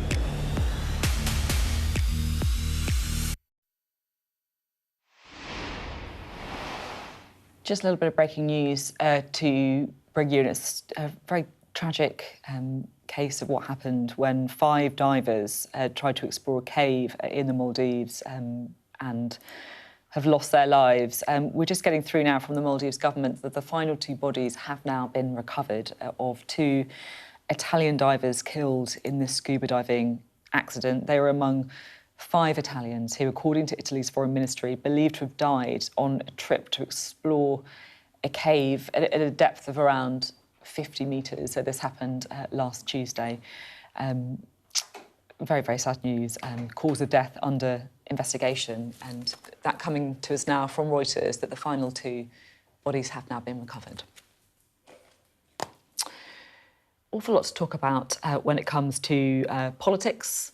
The EU back on the agenda now, whether or not we should rejoin, if there should be a customs union. Someone with a view on all of this is the Lib Dem leader, Sir Ed Davey, who joins us now. Thank you very much for being with us. Good morning. So you're forcing a vote today about joining a customs union with the EU. That's right, isn't it? What's the idea? Well, I think Keir Starmer has really had these red lines and stopped us building our relationship back with Europe. And I think it's crucial that we do build our relationship back with Europe for our economy, for our defence. And Liberal Democrats have been pushing that for some time. And given how things have changed since the general election, with the election of President Trump, with the war in Iran, with the trade tariffs on our businesses, I think we do need to act far more urgently than the government's been doing. And in many ways, this is also a challenge not just to Keir Starmer, but to potential new leaders of the Labour Party. Are they going to persuade Labour MPs to come and back our amendment so we can start building that relationship back? Well, I mean, talk about new leaders of the party. Wes Streeting, who I know, the odds on Wes Streeting's been falling, but he's part of the debate around the direction of the party. He wants you to go much, much further. He wants the UK to rejoin the EU. Well, he says in the long term, we're in favour of joining the EU again. We always have been.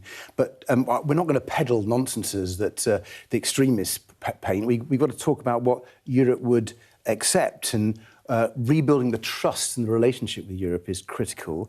And in our discussions, the customs union would be a really good step of that. And it'd be interesting to see if Wes Streeting votes for our amendment tonight. Is he going to put his money where his mouth is? And we'll be watching Wes Streeting and others. Are they going to actually go where they're saying they want to go and support us? I mean, other people say, look, there are issues with the customs union. You wouldn't be able to strike independent trade deals, for example. We'd have to follow EU rules that we have no say in making. It's imperfect. Well, if you look at the trade deals that have been done since we left the EU, they've been really quite pathetic, to be honest. And the deal we would get if we had a new UK-EU customs union would be far more beneficial to our businesses, to growth, to trade. It would help us deal with the cost of living Depending on the crisis. strings that the EU put in, though, obviously. No, well, it have a negotiation, right? Have the negotiation. But others have done this, and they've done really well as a result. And I think it's in the interest of every single person in our country, every family, every business, so we can deal with the cost of living and we can start turning around our economy. Talking about the cost of living, the government today has announced that some sanctions on Russia are being eased. So we will now allow diesel and jet oil made from Russian crude oil to be used in the UK if it's refined in other countries. Is that a price worth paying to bring down the cost of living? Well, we're going to look at the detail. Clearly, the government has a real challenge here, because this appalling war in Iran, supported by the Conservatives and Reform, is pushing up the cost of living, is pushing up diesel and petrol prices. But we've also got to remember that we need to support our Ukrainian allies. They are fighting and paying a heavy, heavy price to beat that appalling Russian invasion. They're on the front line of our defence and security. And the question is, has the government got that trade-off right? And so it's not clear. What do you think, then? What do you think? Well, we're going to look at what they're proposing and the detail of it. But you must have a bit of a, because look, I know the details obviously are very important as well, but the principle is you either say, actually, cost of living is a priority, even if it means accepting some Russian oil and gas, or you say, actually, it's completely wrong because Putin is invading Ukraine and killing lots of people there. Well, first of all, we really have taken the lead on dealing with cost of living. We put forward a package. But what do you think on this? You asked about cost of living. We have a package which we've been pushing for some time now to cut the price of diesel and petrol at the pumps, which will really, really help families and businesses. We will look at this proposal. It's complicated, Sophie, because they've got some proposals where they're tightening the sanctions at the same time. So it's a package, and it only came out late last night. We will look at it. We're really, really worried if there's any undermining of our support for Ukraine. I'm interested in this because you're saying that this is a complex issue, it's nuanced, you want to look at the details. It feels like that answer almost embodies why you are speaking a different language to lots of other politicians at the minute, right? Who are talking in black and white. You mentioned extremes there. Things are either, obviously the right thing to do, or they are completely terrible and you are an idiot if you believe it. And I think lots of people will be like, actually, a bit of nuance is a good thing.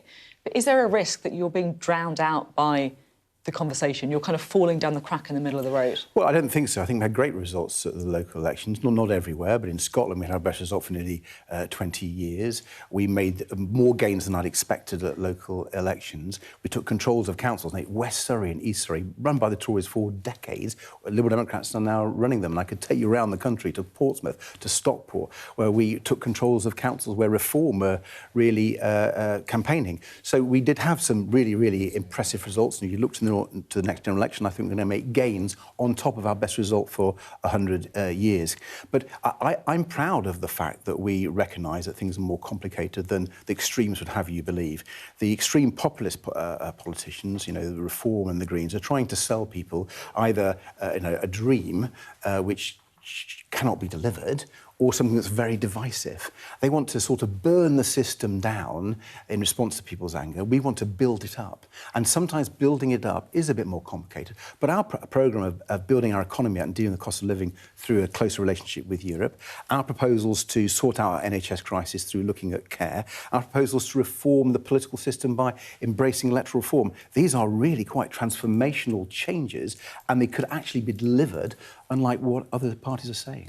There are some in your party who are running out of patience a bit. I did note the comments of David King, the Lib Dem leader of Colchester City Council, under pressure, of course, at the local elections. We need to let the party take the time to look to the future. And that's my appeal to Sir Ed. It's politely saying, time's up. Well, listen, there were some councillors who obviously had worked really, really hard, served their community really well, and had a disappointing evening, and I get that, and I pay tribute to them for their hard work and understand how difficult it is. And he's not the only one who had a tough night, but many people did actually think we're heading in the right direction, that we're making gains year on year. It was our 8th year of gains. That's never happened before. That's a record for the party. And as I take it into the next election, we're really excited. We see a huge opportunity because I think politics is being polarised. We are seeing these extremist parties, and I think when they get scrutinised properly, people will realise that they can't deliver what they are promising, and actually what they're promising in some ways is dividing our country when we need to bring it together. We do have practical policies which will really make big changes to people's lives on the cost of living and on their health services. OK, thank you very much indeed. Good to have you on the programme. Ed Davey there from the Liberal Democrats. Let's get the latest on the Iran war. And President Trump has once again insisted that the US will end the conflict very quickly. It was a change in tone, at the very least, from his recent comments about an imminent attack on the country. We're going to have to make a little journey down to a place called Iran. We have to stop them. They have nuclear on their mind, and we're not going to let them have a nuclear weapon. And we've done a hell of a job. And I think we're going to be finished with that very quickly. And they won't have a nuclear weapon, and hopefully we're going to get it done in a very nice manner. Meanwhile, Sky News has challenged the US military over claims that a missile which killed dozens of Iranian children on the first day of the Iran war was fired by US troops. So an initial assessment by US officials found the US had carried out the attack, but the American government has not yet admitted responsibility. The top US military leader in the Middle East, Admiral Cooper, has now been pressed in Congress about why the investigation is taking so long, and this is the exchange that our US correspondent Mark Stone had with him. Admiral Mark Stone from Sky News. Can you explain why you cannot reveal what happened in Manab? Hey, how you doing? Investigation's ongoing. For how long can you hide behind an investigation is ongoing, sir? We have a team in Manab right now. They have seen what happened. They have seen no evidence of a Iranian missile base there. For how long can you hide behind an investigation is happening, sir? When will the investigation conclude? Admiral, can you tell us when the investigation will conclude? Can you say anything to the families who died in Manab, sir? Mark Stone there for us. Of course, it follows Sky News being the only international broadcaster filmed at the site of the attack, and International Affairs editor Dominic Waghorn was there. He filed a special report, and you can watch that if you scan the QR code on the screen now. Up next, we're going to be talking about the shocking and appalling increase in the rate of male suicide in the UK and what some inspirational people are trying to do about it. We'll be right back. Liberation Day. By popular demand, Here we are. Donald Trump. It is quite the story. Wherever it goes, on Trump 100, we go with it. Can you tell us who you're looking for? Unbelievable we've come to this. Are you overstating the reach and significance of this deal? Not like you said it. From the UK. Why don't you go back to your country where you have a major migrant problem? It was 10 feet from him, and all of a sudden the shots rang out. People impacted. I'll tell you on another day on the podcast what that was all about. Join us wherever you get your podcast. A lifeline for millions of people living on both sides of one of the most volatile international borders. It's dams like these that have become inflection points between the two nuclear-armed neighbours, which could potentially lead to water wars in the future. A terror attack has shattered the peace and tranquility of Kashmir. At least 26 people have been killed and as many injured when militants fired upon them. I'm Neville Lazarus, and I'm Sky's reporter based in Delhi. The old and young, all weary after being trapped for days, as the worst floods have hit Kerala in a century. 3 days we are on a rooftop. They have no food, nothing. The roads have been inundated. The only way out is to get people by boat. There have been reported deaths and many injuries, several critical. Many families will grapple with the unimaginable loss of one of the worst disasters in India's aviation history. The spiraling violence between two nuclear-armed neighbours that harbour decades of hostility just seems to be getting worse by the day. Garbage dumps like this not only threaten the lives of millions of people, but also pose a deadly consequence on the environment and climate. It is a source of death, decay, disease and pollution for hundreds of thousands of people living in its shadows. There is so much disease because of this garbage. Sometimes it's so difficult to just breathe. Companies like these are helping India in its trajectory to be a serious player in space exploration. Over the next 45 days, an estimated 400 million Hindu pilgrims are expected to converge here in Prayagraj on the banks of the holy river Ganga and Yamuna. It's a real kaleidoscope of people from all walks of life. The best thing about being a Sky News journalist... My darling. Beth Rigby, Sky News. Is being a Sky News journalist. You said to people, I'm not coming back for more, but you have come back for more. Well, let's kick off and make a statement. What can our Prime Minister say to you to not impose tariffs? He's coming out! What more do you need? Back. Now, this is quite a sobering fact. Did you know that if you're a man under the age of 50, the most likely way you could die is by suicide? So 5,086 men died by suicide in England, Scotland and Wales in 2024. That's according to the latest figures that have been released. And this year marks 20 years since James Wentworth Stanley took his own life at the age of 21. His family started a charity, James's Place, which provides free, life-saving treatment for other men experiencing suicidal thoughts. They have 4 clinics in the UK, Newcastle, Liverpool, London and Birmingham. The latest one in Birmingham was opened by Prince William last week. James's younger brother, Harry, is taking on a Journey for James this weekend, an ultra-endurance triathlon, connecting those 4 centres, those 4 cities, taking in a 169-mile cycle, a 107-mile paddleboard, and a 135-mile run, finishing in London in a bid to raise £100,000 to open up a 5th clinic next year. I'm delighted to say that Harry joins us now. Harry, very good morning to you. Good morning. There's lots to get to. I have to say, the paddleboard, not that the other parts are easy, but 107-mile paddleboard. Yeah, I think that's definitely the discipline that was the one that I had to wrap my head around as well. And I've put in the hours.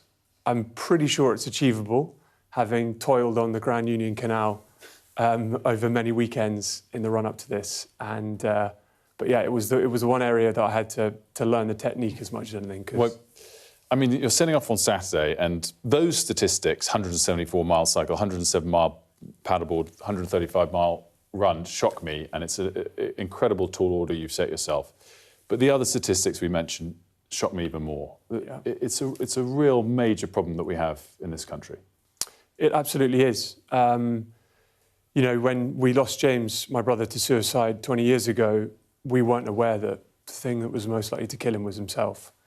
And we've obviously been on a huge journey of discovery that's obviously born out of immense sadness. And unfortunately, we're still in the same situation 20 years on. There's many organisations doing great work, and I think generally speaking, there's a greater awareness across the board of mental health issues. But unfortunately, suicide remains the biggest killer of men in the UK. And suicide rates are at their highest level since the late 90s. So we are, you know, we at James's Place are doing some great work, and there are many other organisations that are doing exceptional things. But unfortunately, at the moment, it seems we're fighting a bit of an uphill battle. I'm so sorry about what happened to your brother. First, I just want to say that. And thank you for the work that you've done in this area, because it is so needed and important. Thank you. I just wondered if you wanted to talk a little bit about your brother. We've seen the pictures of him on our screens. What was he like? He was a very special young man. And he was someone who unquestionably had an incredible future ahead of him. And the thing that saddens me and saddens us all as a family is that suicide is a preventable form of death, and we really feel that he should still be here today. But unfortunately, he went through a short, sharp crisis that played out so quickly we didn't really appreciate what was happening, and before we knew it, he was gone. But as a person, he had it all going on. You know, he was very popular. He was intelligent. He was sporty. He was everything that I aspired to be, really. And yeah, he went through this crisis, as I mentioned, and it's just so desperately sad because he would have gone on to achieve great things. What does James's Place offer people? So James's Place offers, in a very simplistic form, what we think would have saved James if it existed. It is an intervention for a man in suicidal crisis, and it provides an immediate therapy.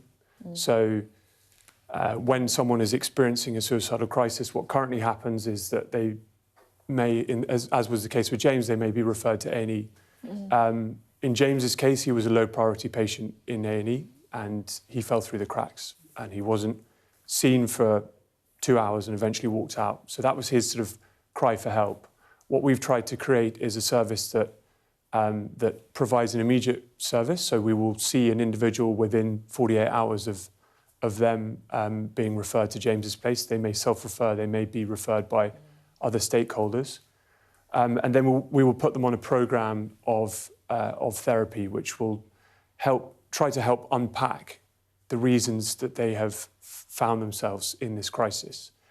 many of the men who use the service, most of the men who use the service, have never engaged in any sort of therapy in their lives. So one of the biggest challenges that we identified when we set up the service is devising a methodology that would help these men engage with the therapy and help the therapists get a greater understanding of why they're there. So we have something called Lay Your Cards on the Table.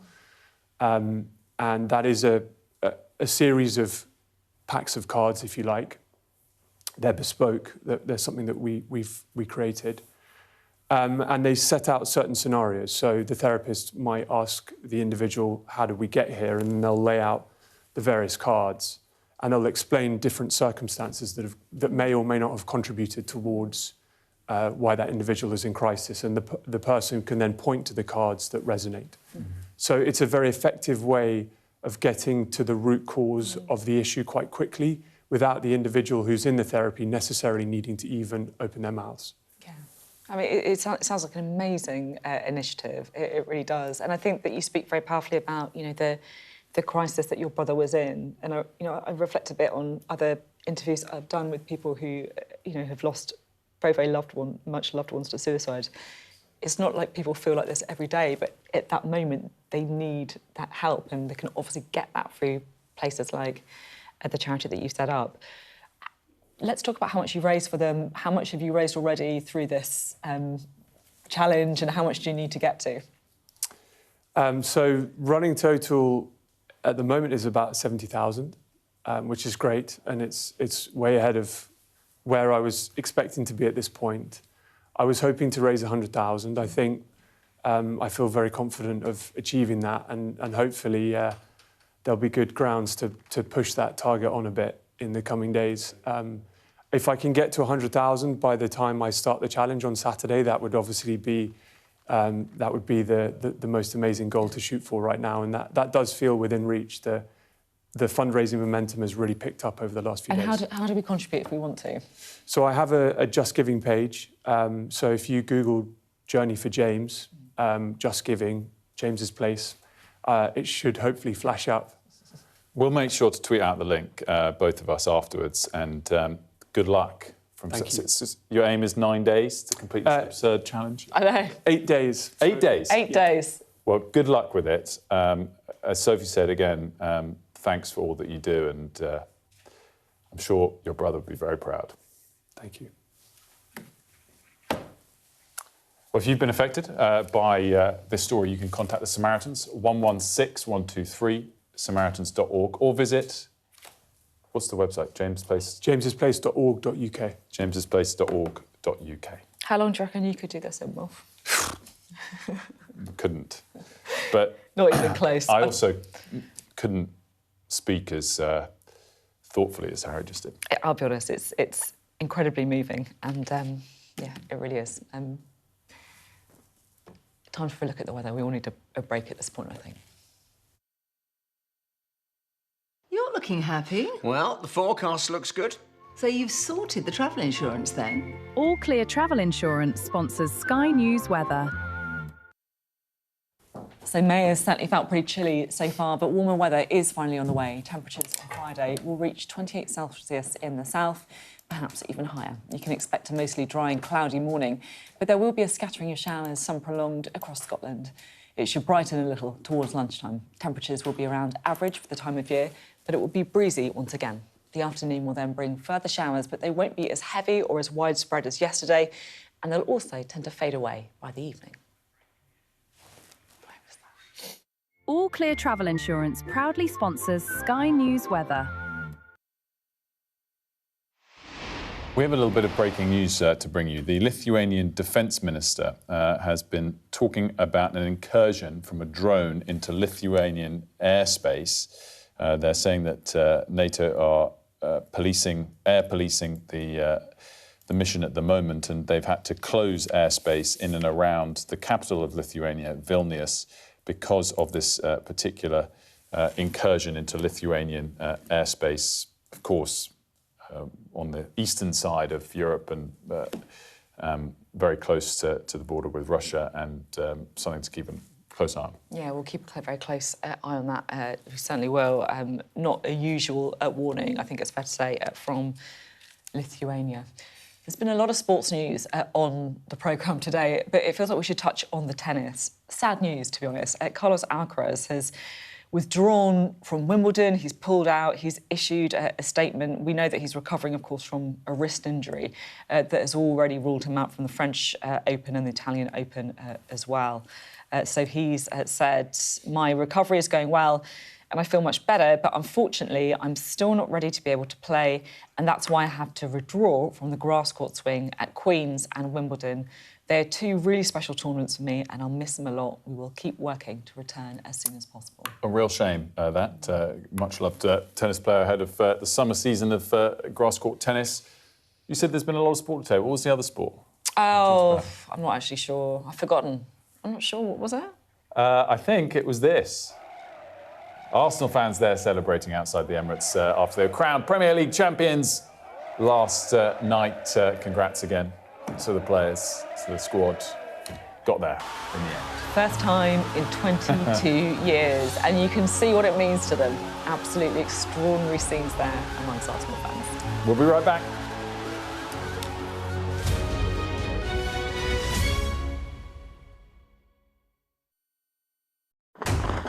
We're trying to see as much as we can. We're in an area that's just been reclaimed. Mr. Zuma, Sky News. People are directly protesting. The whole neighborhood is rallied around her. It's been impenetrable to journalists over the last 2 years of war in Sudan. Been waiting for this for 2 years. It doesn't feel like a big homecoming. It was never going to be pretty. War isn't pretty.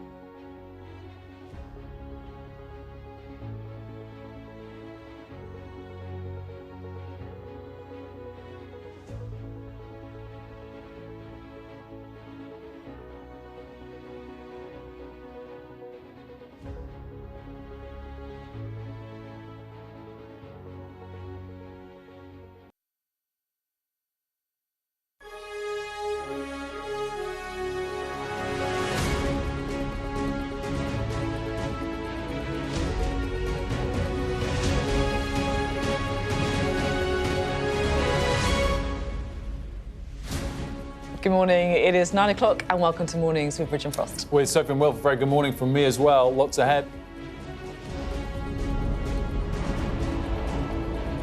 inflation falls by more than expected to 2.8% in April. It's thanks to lower gas and electricity prices, but of course it's unlikely to carry on that way.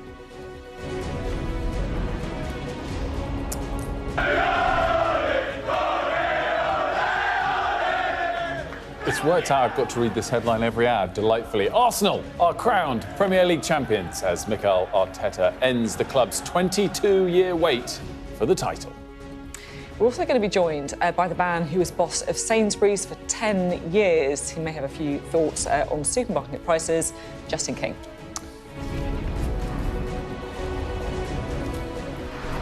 President Trump claims the war in Iran is about to end very quickly, pulling back from threats of renewed strikes that he made just hours earlier.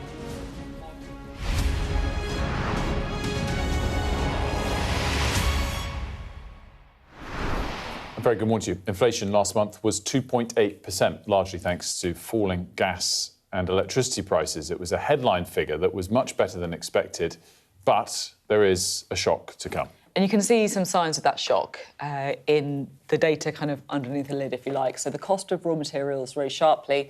The cost of factory gate prices also up, so the cost of products that are leaving manufacturers. And it's all been driven by the oil price hike linked to the Iran war.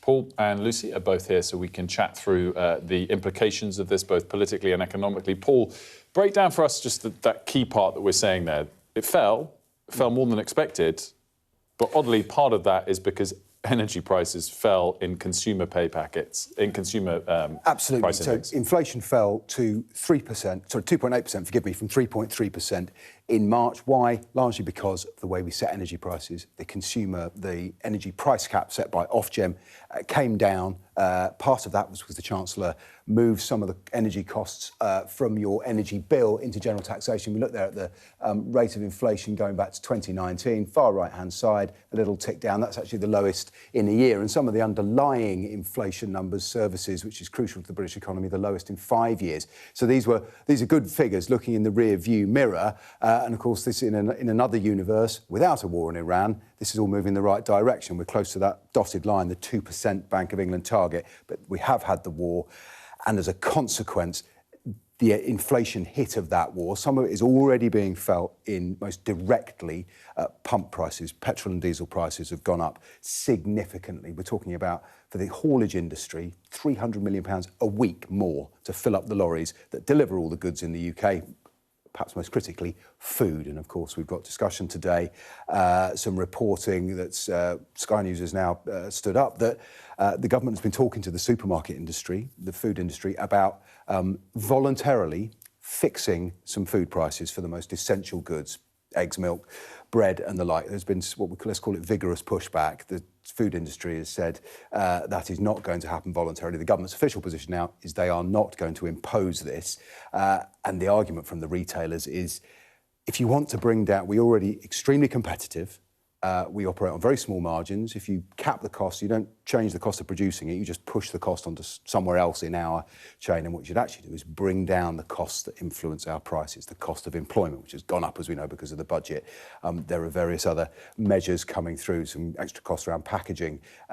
All those things help push up prices. So you might say, if you help us bring them down, you will get lower prices as a consequence. But the figures looking back are good.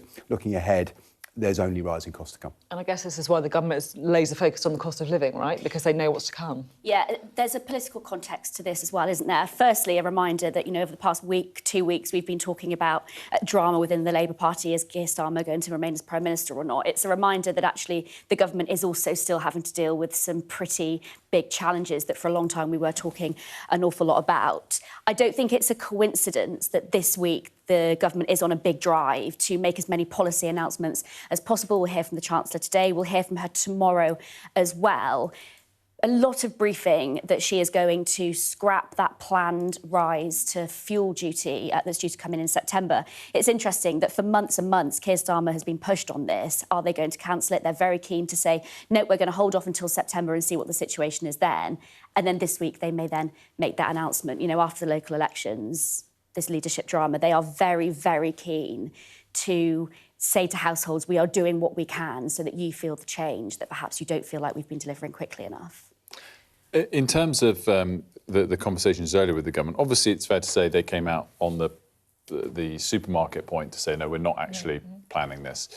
The other big area of discussion, obviously, this morning was this talk of, well, what they are doing, relaxing sanctions to buy finished products that may have originated from Russia in the first place, clearly all linked with the cost of living pressures that we're feeling. And here was the exchange from this morning with the government.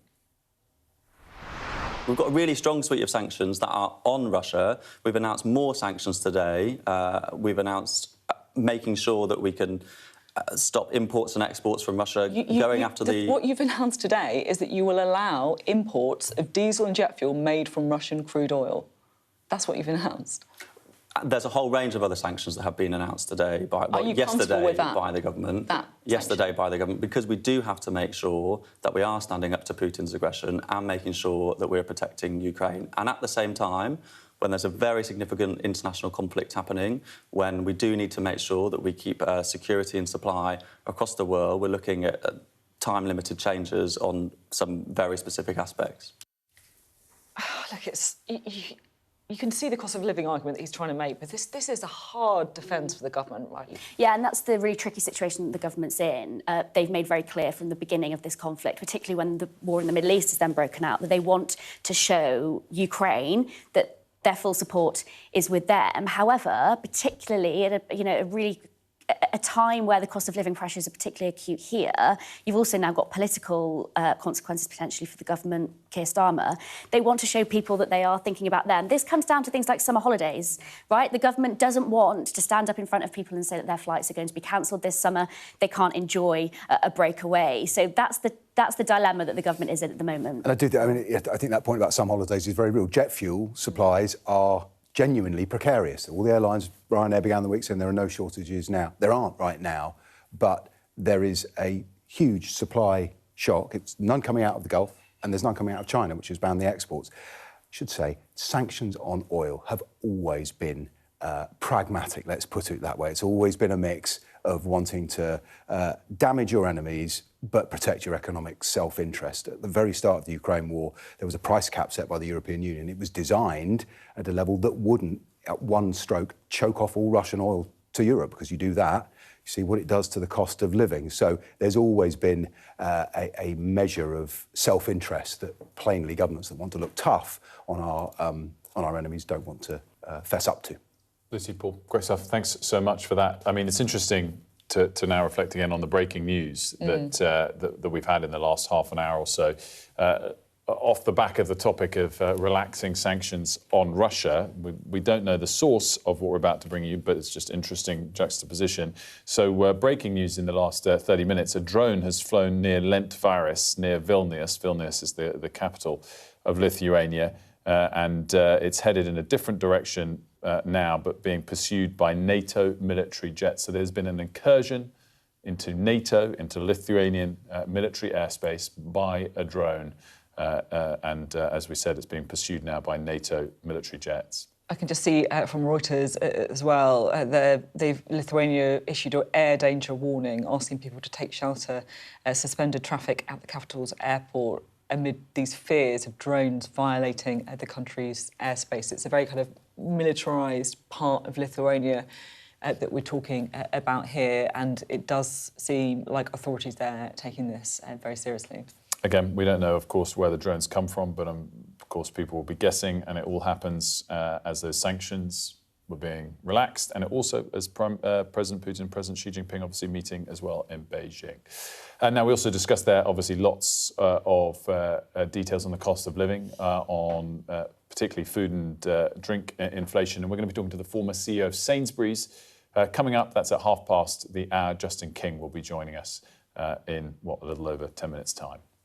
And we'll also see how Keir Starmer is reacting to it, or he'll be facing MPs in the Commons for the first time since those elections, local elections in England and parliamentary elections in Wales and Scotland. We'll bring you PMQs live.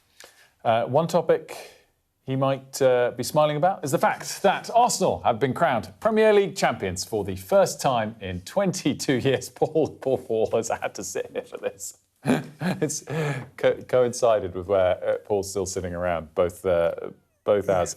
Honestly, we didn't intend for inflation to always be next to Arsenal. No, but it's just the top two stories today. It's clearly a joyous day, but it's already felt like a long one for Tottenham fans. Paul's fair a enough. Spurs fan, and Wilf isn't. You probably guessed, but he's an Arsenal fan, which is why he can't wipe the smile off his face today. And we now have some great images of some other Arsenal fans. There is some flash photography coming up in this.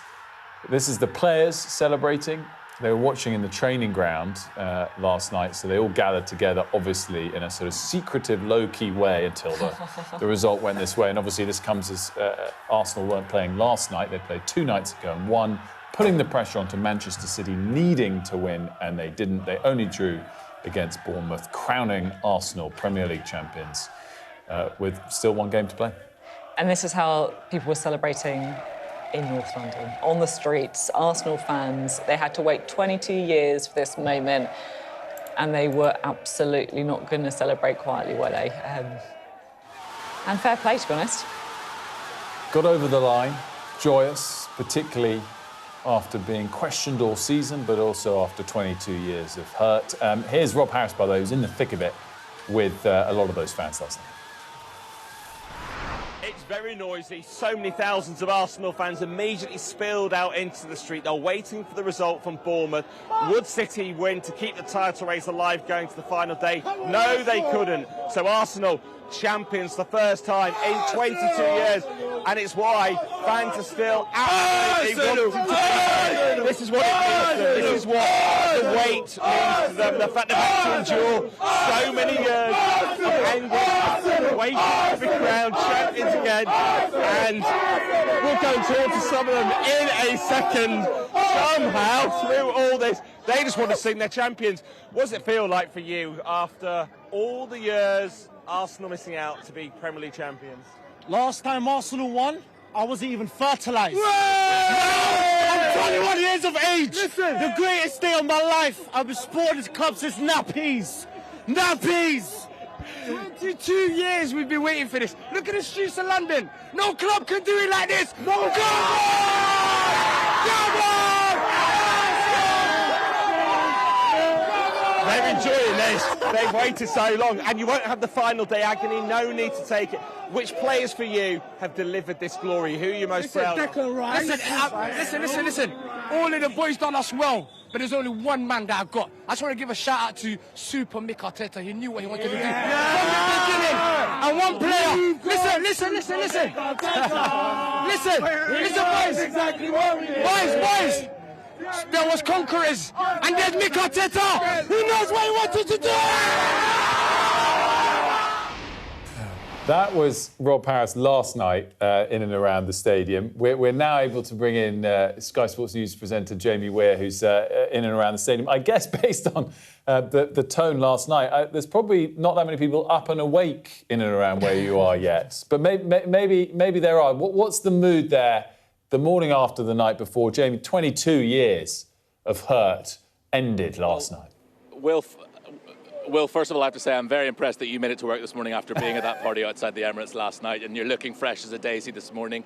Look, as you can imagine, they're slowly but surely waking up, pulling back the duvet covers this morning, and determined to continue that party because it has been 22 long years. The first time ever at this stadium that Arsenal can call themselves champions of England, and the clean-up operation is underway in full force. There's plenty of beer bottles, of champagne bottles lying around this morning on the steps outside the Emirates because they partied into the wee small hours. And why not? Because this is some achievement for Arsenal. People questioned them in recent years, those successive runner-up finishes. Did they have the bottle to get over the finishing line? And even in recent weeks, were they going to fall short just again? But they've managed to get the job done. It hasn't been pretty at times. You think back to those Arsene Wenger sides of the late 90s, early noughties, and it was such eye-catching, easy in the eye football. At times this season, it's been a tough watch, but hats off to Mikel Arteta. He's identified that the Premier League has changed, that this entrance to the Premier League is much more about targeting set pieces and the dark arts, if you like, and they've ground out 1-0 victories in recent weeks to just about stumble over that finishing line. So they will enjoy the party today, as they enjoyed the party last night, as they will enjoy the party at Selhurst Park this weekend when they lift that Premier League trophy for the first time in 22 years. And I imagine that party will continue in Budapest next week when they will try to become just the 4th English side ever to become Premier League and Champions League champions, do the double in the same season. But yeah, hats off to Arsenal, and I think the big question mark now, Wilf, is whether this can become a dynasty, whether finally having got this monkey off the back, they can now go and do what Pep Guardiola has done at Manchester City and win back-to-back Premier League titles and go on a bit of a tear over these coming years. Well, let us enjoy the first one first. Right, that's it. Yeah. On to the next. You're right, by the way. I can't believe Wilson work as well. I thought I might be presenting solo this morning. But 2 nights in a row as well, having to stay up late. You're quite well behaved, though, right? You went out on the streets like breaking a rib like Jackie. I'm very boring Sunday to Wednesday. I'm going to make up for it on Sunday when we lift the cup, as Jamie has alluded to there. Jamie, great stuff. Thanks so much. We really, really do appreciate it. And earlier in the programme, we also were talking to the Arsenal legend, Soul Campbell, who shared with us his perspective of what that moment feels like, not as a fan, but as a player. The feeling is just incredible. It's just, you can't describe. You just, everything, the emotions and adrenaline and everything is just rushing through your body because you've worked so damn hard. And the ups and downs in any season, you know, the setbacks and the pushing forward and the injuries and the great goals, the last-minute goals, or the last-minute goals that defeat you and things like that, all mixture of emotion, and it comes out and you win it, and you just can't describe it. Looking a little further ahead, Sol, can England bring home a trophy this summer? Yeah, I think so. I think for the World Cup, they've done incredibly well for the qualifiers. Yes, it's a different thing once you get there and you've got the heat, the travelling, the different kind of environments. But I think it's, you know, we need to, you know, be great to have England win the World Cup. We've got the team. We've got the team, definitely got the depth of players and players playing really well on all sorts of positions. So we've got a chance like any other country. Fingers crossed. Yeah, we've had some lovely messages in about this as well. One from Joan that really kind of struck me, actually. She says, "Dear Wilfred, fellow Arsenal fan, I was taken on my 10th birthday to see Arsenal play. I'm now 87. And she said on her birthday all those years ago, it was a muddy field, apparently, that they were playing on. Her dad never missed a match. Her son, now 63, has got special seats there too. And I also wanted to bring in, for all the other football fans who are not Arsenal fans, like me, who are, you know, grinning and bearing stoically putting up with the celebrations. Crowcar, dear Sophie and Wilf, there's another final tonight you haven't mentioned, Aston Villa in the final of the Europa Cup. It'd be very nice to have the greatest team mentioned. I really hope Villa win tonight. Yeah, and fingers crossed. Not least because it will deliver a very richly deserved gift to Bournemouth. Your new favourite team. My new favourite team, who held Manchester City to an all-important draw last night, and if Villa win tonight, they get Champions League football. So it's just everyone's a winner all round. Right, that's enough football news. Thanks for putting up with us. If you're not a football fan, lots more news to bring you starting now, because Vladimir Putin has been welcomed by Xi Jinping in Beijing. The Chinese president rolled out the red carpet for his Russian counterpart ahead of some key talks on reaffirming the relationship between the two countries. We're joined now by our Moscow correspondent, Ivor Bennett. Ivor, great to have you with us. Talk us through how this is being framed in Moscow. Yeah, morning, Wilf. Morning, Sophie. As you say, Vladimir Putin has been getting the VIP treatment in Beijing this morning, less than a week after Donald Trump was there and when he was the star guest. Now, the Kremlin has been at pains to point out that the back-to-back nature of these visits was not deliberate, it's all accidental. It said today that it's pointless to compare the two. But of course, it's impossible not to. The body language, the interaction between the leaders, the statements and the readouts from either side. And one thing that has immediately become clear from these pictures compared to what we saw last week is the warmth between the two leaders on display right now. Putin has called Xi his dear friend. Xi has referred to Putin as his old friend. There's been talk of mutual trust and strategic cooperation, all very different to the strategic competition we saw on display when Trump was in town. This is basically Vladimir Putin saying, look, when it comes to China, I'm the one with a special relationship. In terms of what he's after from this visit, the principal thing is economic support. Since Russia's full-scale invasion of Ukraine in 2022, trade with China is what's kept the Russian economy afloat and helped it sustain its war in Ukraine. But right now the Russian economy is struggling, it's showing signs of strain. So he wants to shore up that support, expand energy exports to China in particular.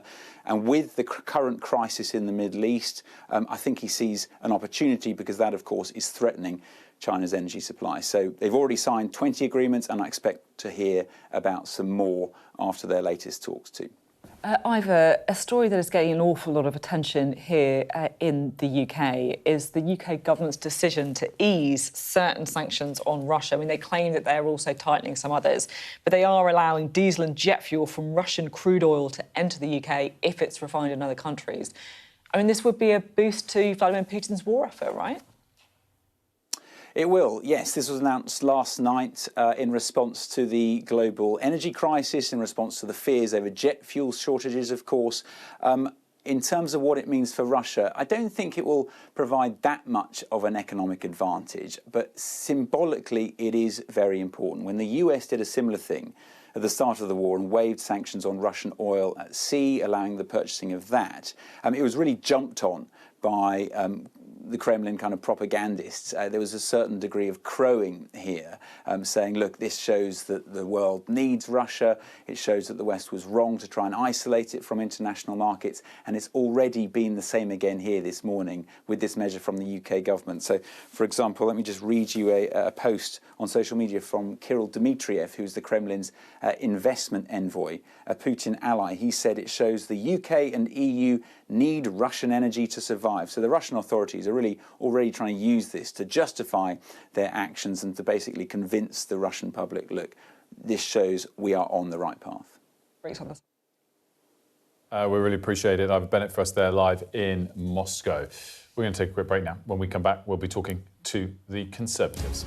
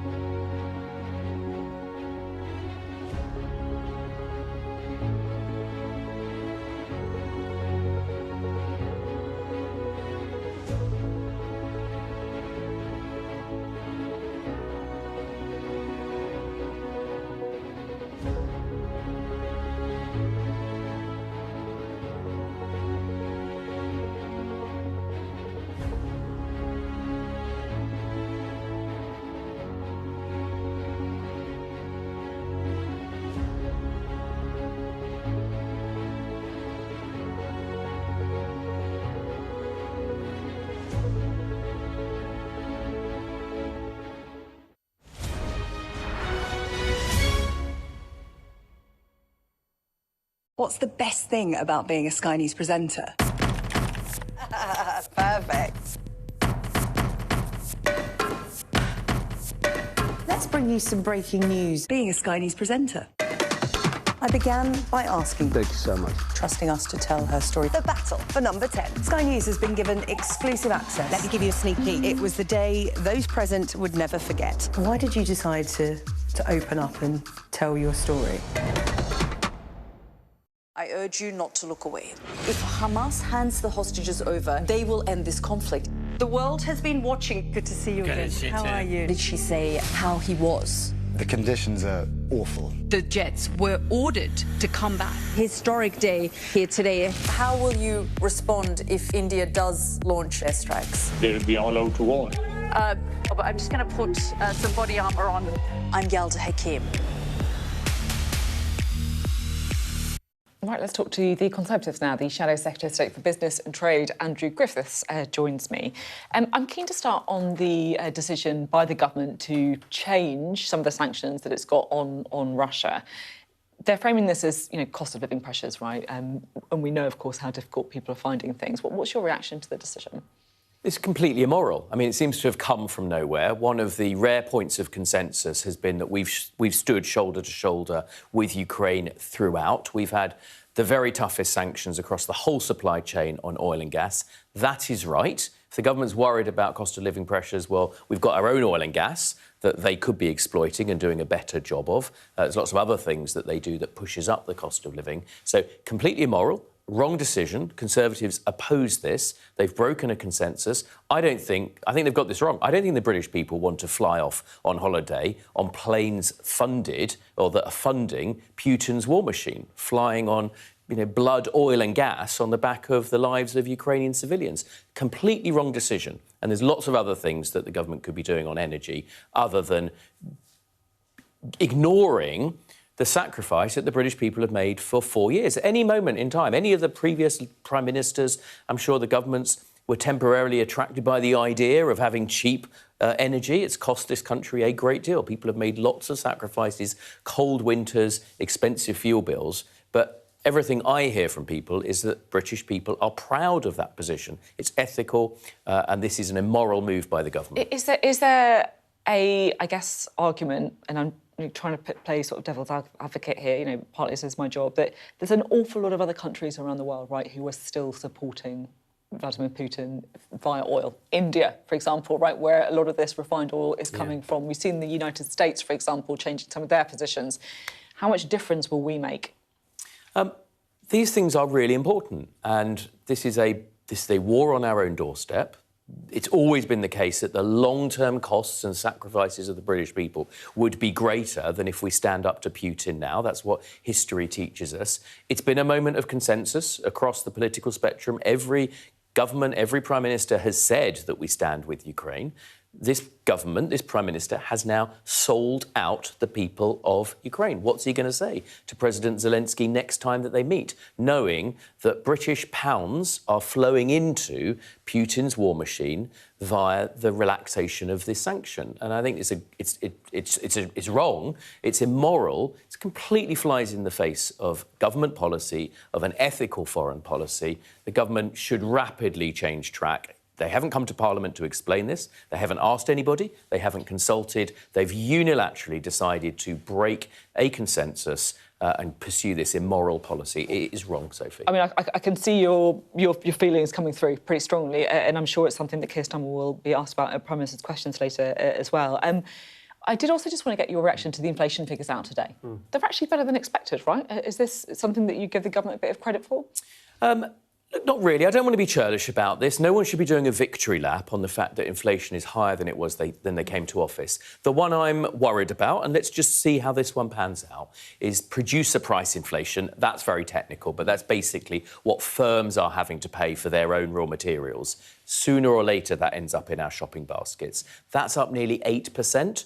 Not entirely surprising due to the war in Iran. Not entirely due to this government, but a lot of it is. If you go and throw plastic taxes, packaging taxes, sugar taxes, national insurance, push up the cost of employment, more red tape, hike business rates, sooner or later, Sophie, that is going to end up in shoppers' baskets, and that's the one I would look at. But part of the fall is driven by energy costs, which is thanks to the government as well, right? The action that they've taken on energy bills being felt by consumers. Well, she's still planning, the Chancellor is still planning, as things stand today, to put up the cost of fuel in a couple of months' time. Now, Conservatives say if you're in a hole, stop digging. It does feel like that's likely to be cancelled tomorrow. That's isn't it? Well, they should be, and Conservatives have been calling for that now for the majority of the last 6 months. So if that's another U-turn, that is good news. We've also seen, I think this morning on your show, the announcement of a U-turn on the government's plan to price the cost of food, a real Soviet Soviet-style measure, the wrong thing to do. There's lots of things the government could do to reduce costs of business. They're not doing any of those things. Instead, they seem to have overnight been reaching for Soviet-style caps on the cost of bread. Unbelievable. Although, important to say, denied, of course, by the government earlier this morning. Andrew Griffiths, always good to have you on the programme. Thanks very much for being here. Well, coming up, we are going to be talking about those so-called Soviet-style moves against the supermarkets. Are they going to happen? What would happen if they did? With someone who knows an awful lot about this, the former boss of Sainsbury's, Justin King.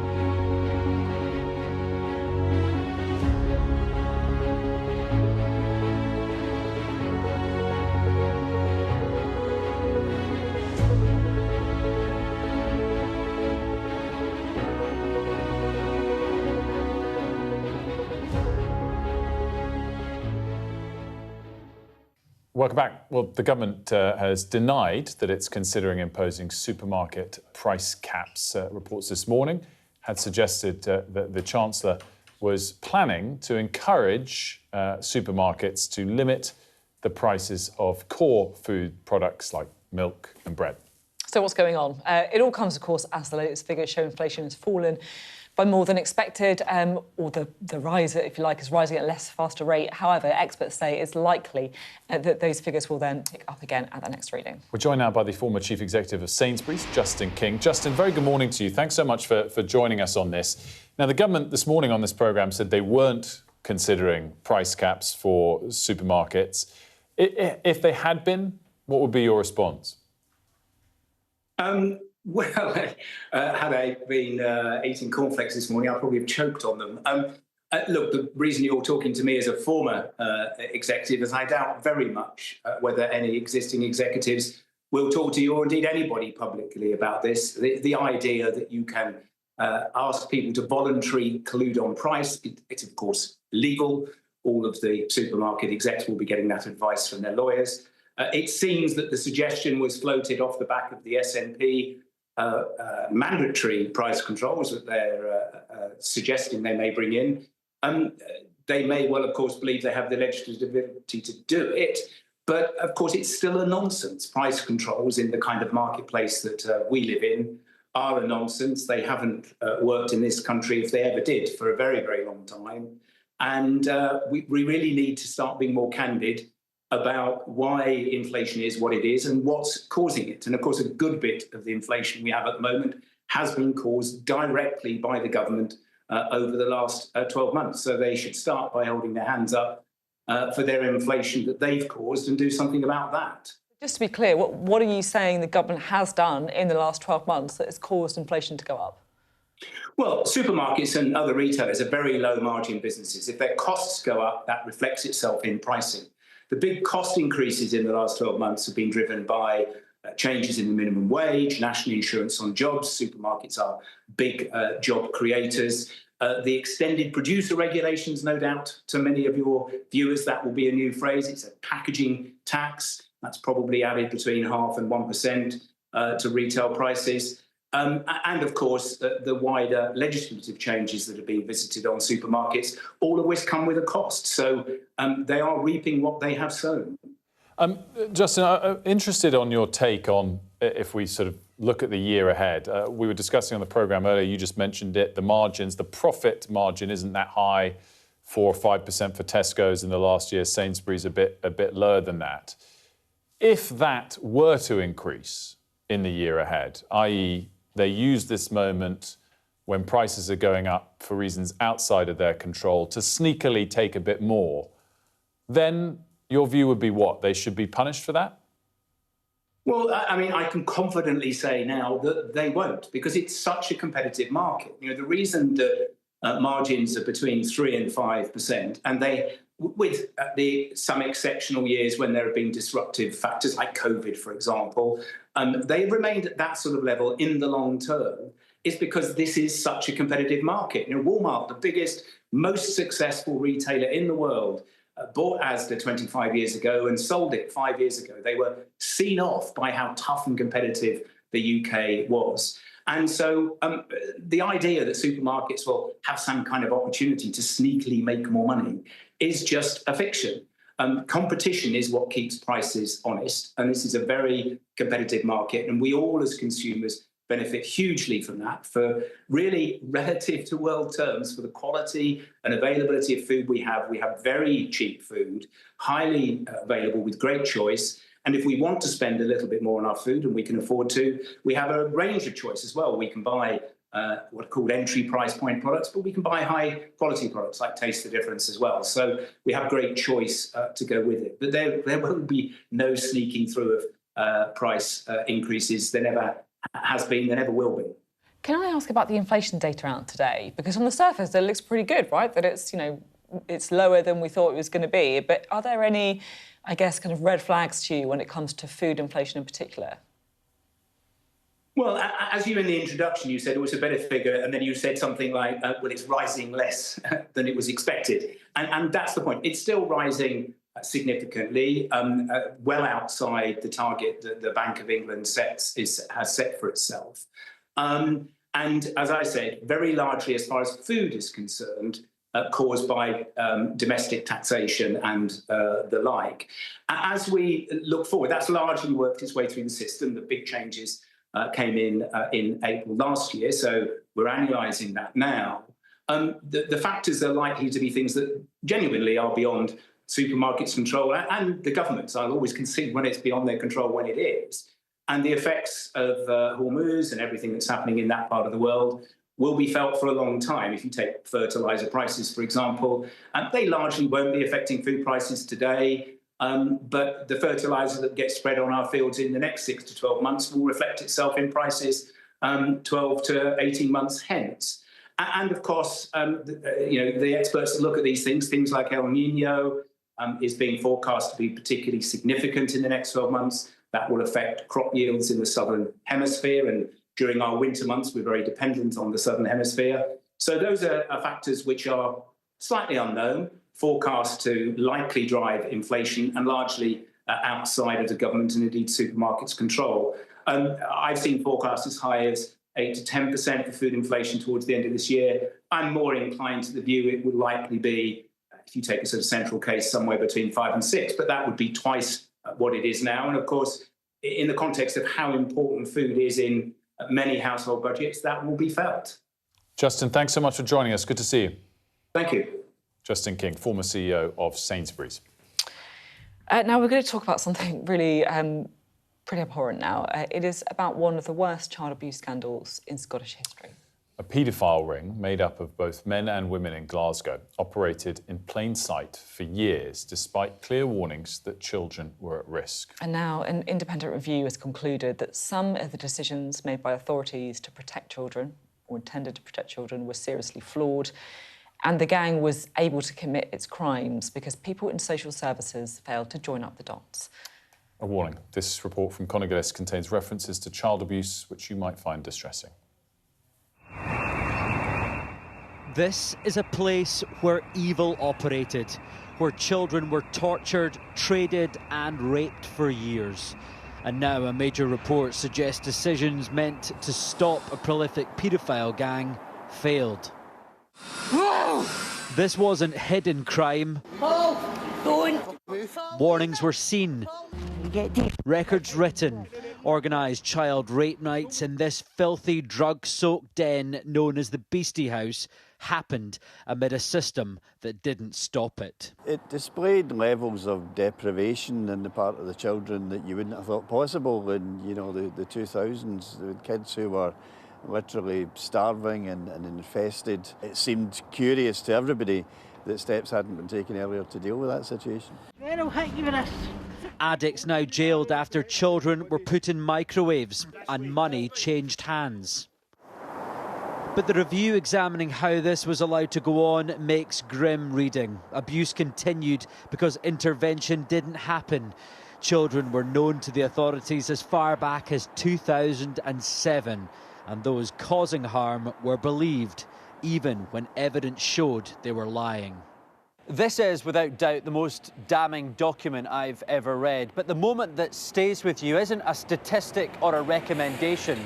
It's a child doing absolutely everything possible to try and get help. The review records that she banged on the windows shouting at a professional not to leave as they drove away. And that wasn't treated as a warning. It was written down as challenging behaviour. And read back now, it's chilling.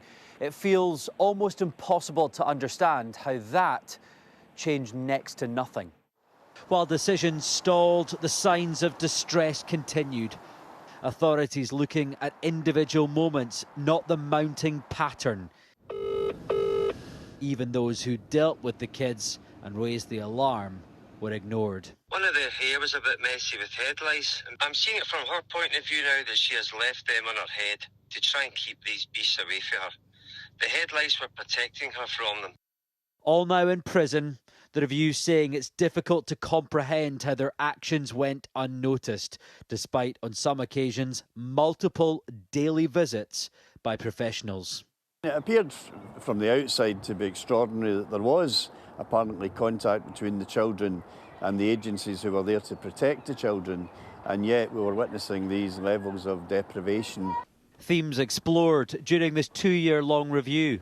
It's quite fair to say that in terms of getting it right for every child, that the system designed to protect these children did fail them. I've been a qualified social worker for over 50 years. I've dealt with a number of cases, and by far this is the most shocking. The question now is whether the system is capable of recognising the warning signs and acting on them before history repeats itself. Because among the documents, in this case, one child wrote just 3 words at school: "I hate myself." Conor Gillis, Sky News in Glasgow. If you've been affected by that story, you can contact the Samaritans at any time, 116 123, or visit samaritans.org. Now, it's been a decade since the UK voted to leave the European Union, which I can't actually believe, but it has been 10 years. And it does seem the Brexit debate has returned, if it ever left, at least within the Labour Party, because the former Health Secretary, Wes Streeting, has said that he would be open to the UK rejoining the EU if he were to be Prime Minister. We're joined now by Anand Menon, the Director of UK in a Changing Europe. Very good morning to you. Thanks so much for joining us. What is the sort of case at the moment for this? And do you think realistically this is something that could be decided on again in the coming years? Well, for those who back it, and Wes Streeting didn't say we're going to rejoin now, he said at some point in the future, but for those who think it's a good idea, they would point to the economic impacts of Brexit and say actually the way to fix that is to think about moving closer, and actually if we're moving closer we should just rejoin. They're a very small minority at the moment, I think, but you can hear the sounds growing of people because it's becoming increasingly clear that where we are now is impacting on our economy, and that there's not much else we can do short of a very bold step like membership to improve that. Well, we could join the single market or the customs union, couldn't we? We could do, yeah. And that would have an impact, wouldn't it? The customs union wouldn't have much of an economic impact. The single market would, but I think if you look at the single market, so certainly talking to Labour MPs, they're coming to the realisation that joining the single market means letting the European Union regulate your economy without having a vote on what those rules say. And for an economy like Britain, and particularly for a politics like Britain, can you imagine the headlines every single time the EU passes a law? Well, I can imagine the headlines every time if we went to rejoin Absolutely. the EU as well. Absolutely. I think, you know, the short answer is there is no easy option here. We can stay where we are and put up with the economic impact, or we can do something that will cause an enormous political fight. Obviously, on the economic sort of problems that exist, a lot of people could also argue it's all sorts of other things that are unrelated to Brexit. Specifically, though, on the kind of potential uproar. Obviously, there's a lot of people that feel after the vote there were attempts, whether successful or not, whether significant or not, to sort of frustrate the process, and obviously it did take a number of years anyway. How much of a consideration should that be in terms of the long-term protection of our democracy? Is there only a way forward on this with another referendum, or could it happen just by a simple new government mandate? I mean, it could happen by a mandate. If a government comes into power saying we will rejoin in their manifesto, they could do it. What the public reaction to that would be, we don't know. Certainly those who want us to stay out will campaign on a slogan such as "tell them again," i.e. we told them once, they didn't listen, you're going to have to tell them again. No one is arguing that this will be easy. Bear in mind that what's happening at the moment is candidates for the Labour leadership, like Wes Streeting, are talking a good game about Europe because the electorate they're appealing to is not the UK electorate, it is Labour members. Labour members are disproportionately upset by Brexit, pro-European, and they're the votes that any candidate to be the next Prime Minister needs for the moment.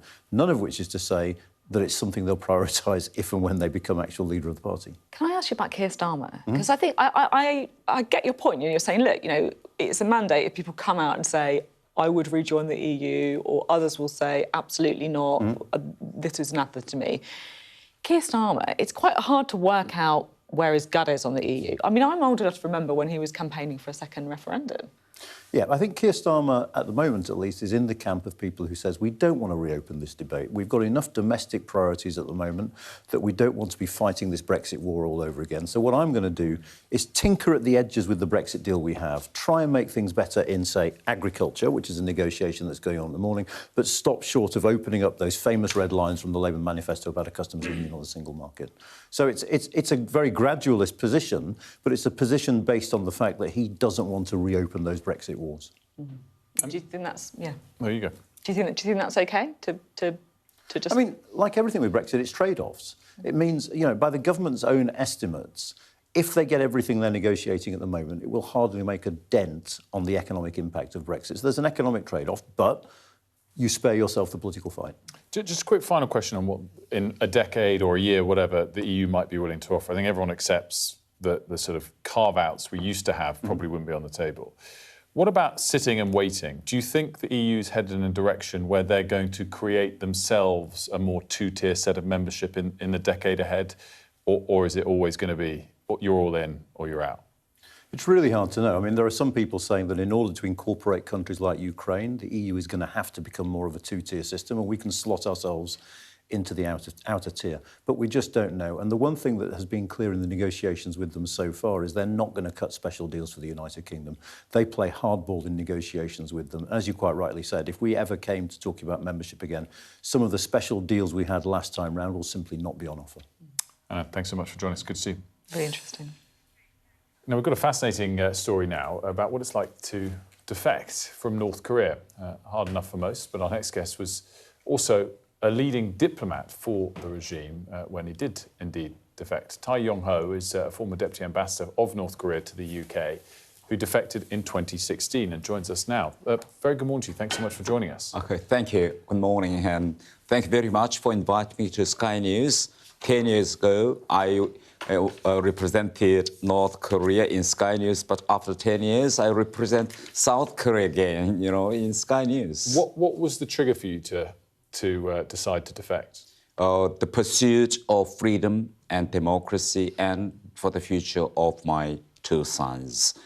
During my service here as a North Korean deputy ambassador, I learned how democracy works, what is the concept of human rights. That, pushed me to doubt about the service, for North Korea, and I decided to seek my own freedom and the freedom for my family. What percentage do you think of the population in North Korea already share your view or would share your view if freedom of information existed? Oh, they may share my view, because North Korea, there is no internet.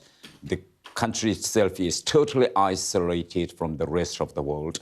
North Korean population are not aware of what's going on in the world, what kind of welfare, the rest of the world is enjoying. So they're not aware of that at all? Not at all. Nothing gets through? Nothing. The medias, news, radios are totally controlled by the regime. So virtually there is no any concept of freedom or human rights or democracy. So do you think North Korean citizens are happy? Of course. Are they happy in their ignorance? Oh, actually, they do not have any clear standardizations to compare because they are totally isolated, like the people living in the moon or, So that's why the most important thing for North Korean people to be educated and the information what's going on, in the world. Do you think that the West should be scared of North Korea and its intentions to continue to develop their weaponry? Yes, of course. Before the nuclear weapons of North Korea was regarded as poor, small country in Far Eastern areas. But after nuclear weapons, North Korea can easily move its conventional forces out, from North Korea, even can send far away from North Korea, even to Ukraine. North Korean forces played decisive role to drive Ukraine forces out from Russian territory called Kursk, and they are stationing there in Ukraine territory together with the Russians. So now the existence of North Korea itself is posing direct threat to European security. So North Korean issue is not something remote or far issue from Britain. There's always a big debate in this country about how close we should or shouldn't be to China. What extent does China support North Korea with its worst aims that you just outlined, or are they more of a backseat facilitator? Should we consider China more of an adversary than we do? Yes, because 98% of North Korea's trade is doing with one country, China. So without help and support from China, North Korea, cannot survive. But at this stage, those totalitarian states like North Korea, China, Russia, and even nowadays Iran, they are all, joining their forces together. So that's why, if democracy does not do any effective way to check of these solidarities between these two, or these 3 or 4, the countries, then I think the peace would be threatened in Europe as well. Tai Yong-ho, thanks so much for joining us. We appreciate it. Just a little update to bring you on the breaking news that we brought you earlier. Oh, sorry, there you are. About this drone that entered Lithuanian airspace. near the capital Vilnius, around Lentvaris, it diverted in a different direction. We know that Lithuania then scrambled a NATO plane to try and track it. They also closed the airport as a precaution. The drone alert in Lithuania has now been lifted, we should say. So that drone alert has now been lifted. The Lithuanian army is saying that the air warning has ended nationwide.